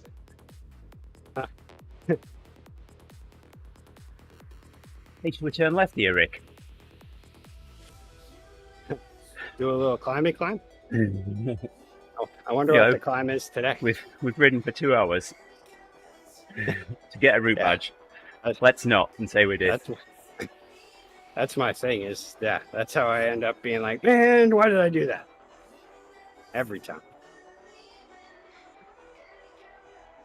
I used to do that with beer once in a while where I'd be like, oh, yep, didn't have one beer today. Now I just do it with cycling. set out for 20 miles. I generally don't drink beer but then I was in Denmark, and on the boat between Germany and Denmark, it's cheaper for some reason. I don't know. It's not something to do with taxes, but so I thought I'll get 24. But then they have this knockout offer that if you buy 48, it's almost the same price. Now I'm stuck with 48 beers for like 50 cents a can. What am I gonna do with them? Oh wow, 48 beer. First I was thinking, okay, maybe you're talking ounces, which I don't know why you would. And then nope, this was 48 beers. Okay. It's gonna take me 5 years to drink them, but the idea that they are only 50 cents and that I don't have to pay for the can because He said, "Sign me up." See, I get that. If they're all parties, a beer party. Yes, you know, you have something yeah. Eat your friends and tell them they owe you coffee in exchange. That way you can get something you actually like, or tea. Sometimes I've been to the equivalent of your house before, where you go over to someone's house and you are a beer drinker. You know, when I was, and you're like, and they're like, "Would you like anything to drink?" And you're like, "Hmm." And then they know, and they're like, "Well, I have some beer." And then they bring you out this beer from 5 years before. All the cobwebs off it. 5-year-old. Yeah. 8 years out of date. They said beer doesn't go bad. What are you talking about? Oh yeah, It's right. just like Not an wine. Let's see. Oh, is that another one of those conspiracy theorist sites that I think is a conspiracy theory? It doesn't go bad. Oh, it goes bad. Well, so going bad is also relative, because if it's a big beer It goes company, stronger. no, it does not. That's also a myth. The only way it would go stronger is if it's fermenting, which then when the moment you open it, it's a bomb. If it hasn't already blown up. But the big beer companies, you can trust it, because if it's old, because it's been Air sealed well enough, I guess. at that point, it's been oh shoot, what do they call that when they heat it up to kill off Pasteurization. Yeah, pasteurized. So most of them have been pasteurized, so that so you don't have to worry about like any sort of microbes that might make you sick multiplying in there, if they happen to make it in. You know, it's not always the case, but there's a chance. But it will taste horrible, because any oxygen that was in there has now been doing its work. But you're best off with like the big beer companies for that. Any microbrew though, where you don't pasteurize as much as often, then beer is, you know, you might get a 4-pack, and like if it's old, 2 of them might be absolutely horrible, or 1 might be horrible, and 3 okay, 1 might actually be good. You never know. It's very tough to tell. So a friend of mine has got a vacuum thousands of sealer. dollars worth of equipment. A friend of mine's got a vacuum sealer, and he repaired it. It wasn't working properly. The buttons needed repairing, so he fixed the buttons and shot a video and posted it on Facebook. Vacuum sealing a can of beer in a plastic bag, just to show that it worked. And you know, a can of beer's got a pretty high pressure on the inside of it, and you know, approximately 15 pounds per square inch of air pushing on the outside of it. And here he is putting it in a vacuum sealer that sucks an almost vacuum. So taking away that 15 pounds per square inch on the outside, I expected it to explode. Yeah. It didn't. Boring. It's only one bar because you're removing. It's nothing. At that point, it's a spaceship, where if that was the case, then a spaceship would explode when it got into, or a capsule would explode when it got into space. Well, they're designed for that, though. A beer can isn't designed to have a vacuum on the outside. But at least it has. I guess that's true. Yeah, I guess if you're a vacuum But then you'd have to like essentially your vacuum would have to be strong enough to, it would have to be stronger than the forces pushing out on the can at 15 there psi. There is some story in the US about a particular brand of soda pop which presents the problem in airplanes. So yes, it does happen when they optimize the can too much. Yeah. I'm not sure what the top PSI of a can is off the top of my head, but I do know that there is also issues with if, like with some microbreweries that were starting to add fruit into their beer. And so that ended up creating a problem of where they added it, which was at the end of fermentation, like right before packaging pretty much, in order to make it as fruity and milkshakey as possible. And then they would also sometimes add other back sweeteners to it, which then would cause fermentation in the can. So then they were having cans exploding if they weren't refrigerated. And then you take that to someone leaving it in their car for just a quick stop at the store after they picked it up from the brewery. And it's, 80 degrees out. And then it speeds up the fermentation and increases the pressure from the 32 degrees that it was at before.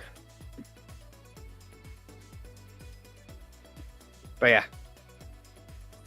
that happens. I mean, to show how much of a vacuum he's able to pull in this thing, put a plate of water in there, turned it on, and yes, the water was able to boil at room temperature. Oh, wow. Yeah, I wonder how that works then. Because, I mean, yeah, you would think that. I wonder how much you do need, because there's obviously structure in the can as well. And there's the liquid also acting as structure. You can't compress liquid anymore. Right. Well, maybe a little. But, No, not at all. Oh, you can't do it at all? Okay. No. But because there's a little bit of air in it, right? That you could compress in a way. Well, there's a little bit of gas in there. I would think it's mainly carbon dioxide. Yeah. So then there might be a slight, but yeah, it's not an important amount. So then so that's also going to help the can keep structure. So I guess that would be more if you didn't have the liquid in the can, you pressurized it to 15 PSI and then put it in a vacuum sealer. Then all you're dealing with is the structure of the can, which in the middle is not going to be that good. So probably you would definitely see the middle crinkle in a bit. But the middle is then held up by the liquid. Yes, but it's pressurized. Pressure's acting not just where the gas is, but where the liquid is as well. Yeah, it's not going to expand as much. But, yeah. But if the liquid wasn't in there, I don't think the pressure would hold up to that vacuum. It doesn't matter. It's the same pressure. Well, yeah, but you can compress. Yeah, I guess I see what you're saying. You're not compressing it. The pressure on the inside of the can isn't changing. It's the pressure on the outside that's changing.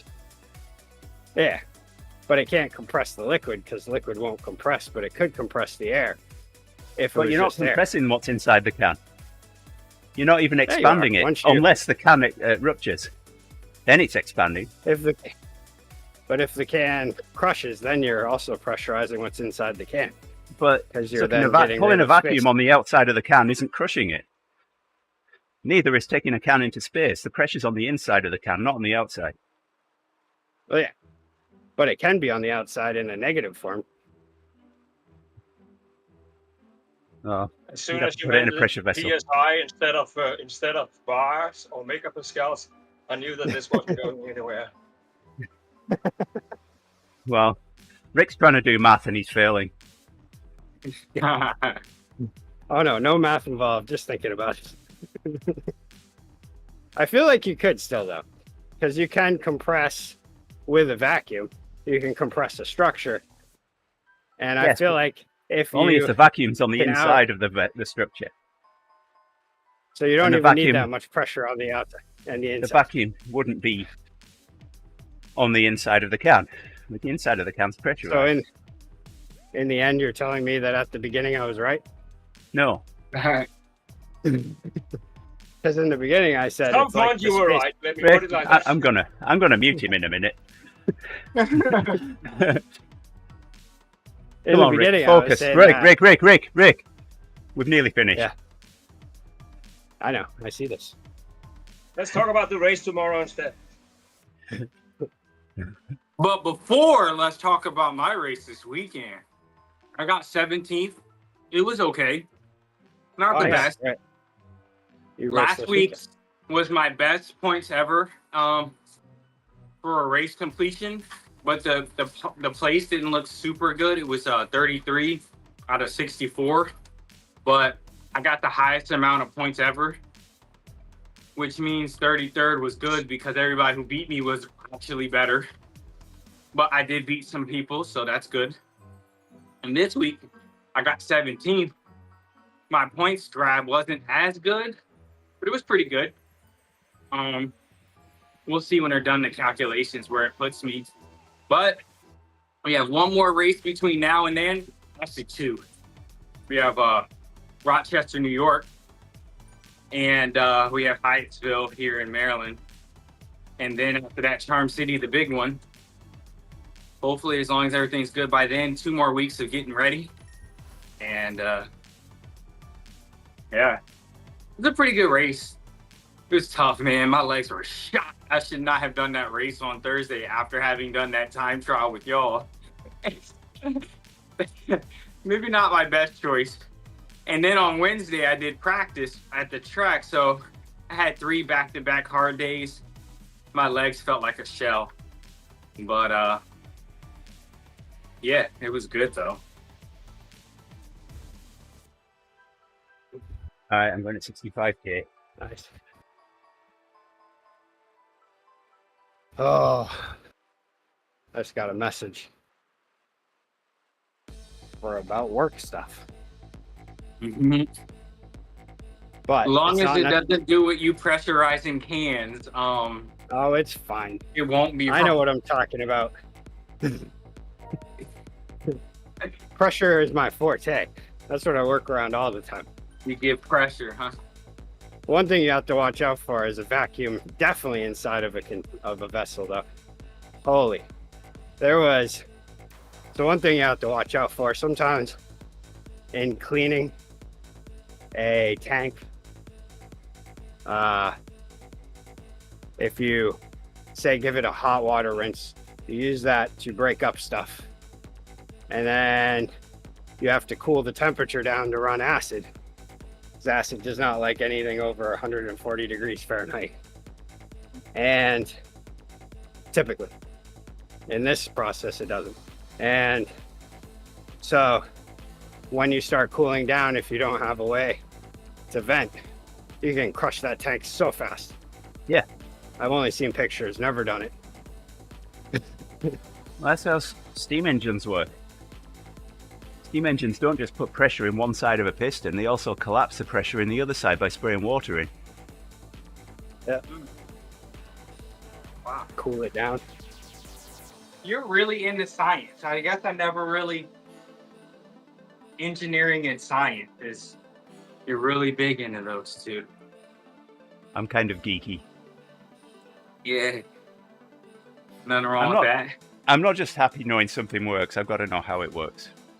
Yeah, that I agree with. But there's certain Steam things engines that. do you come across in your daily work? Well, I've never come across a steam engine in my daily work, but Yankee drying cylinders on a paper machine, yeah. And they're filled with steam.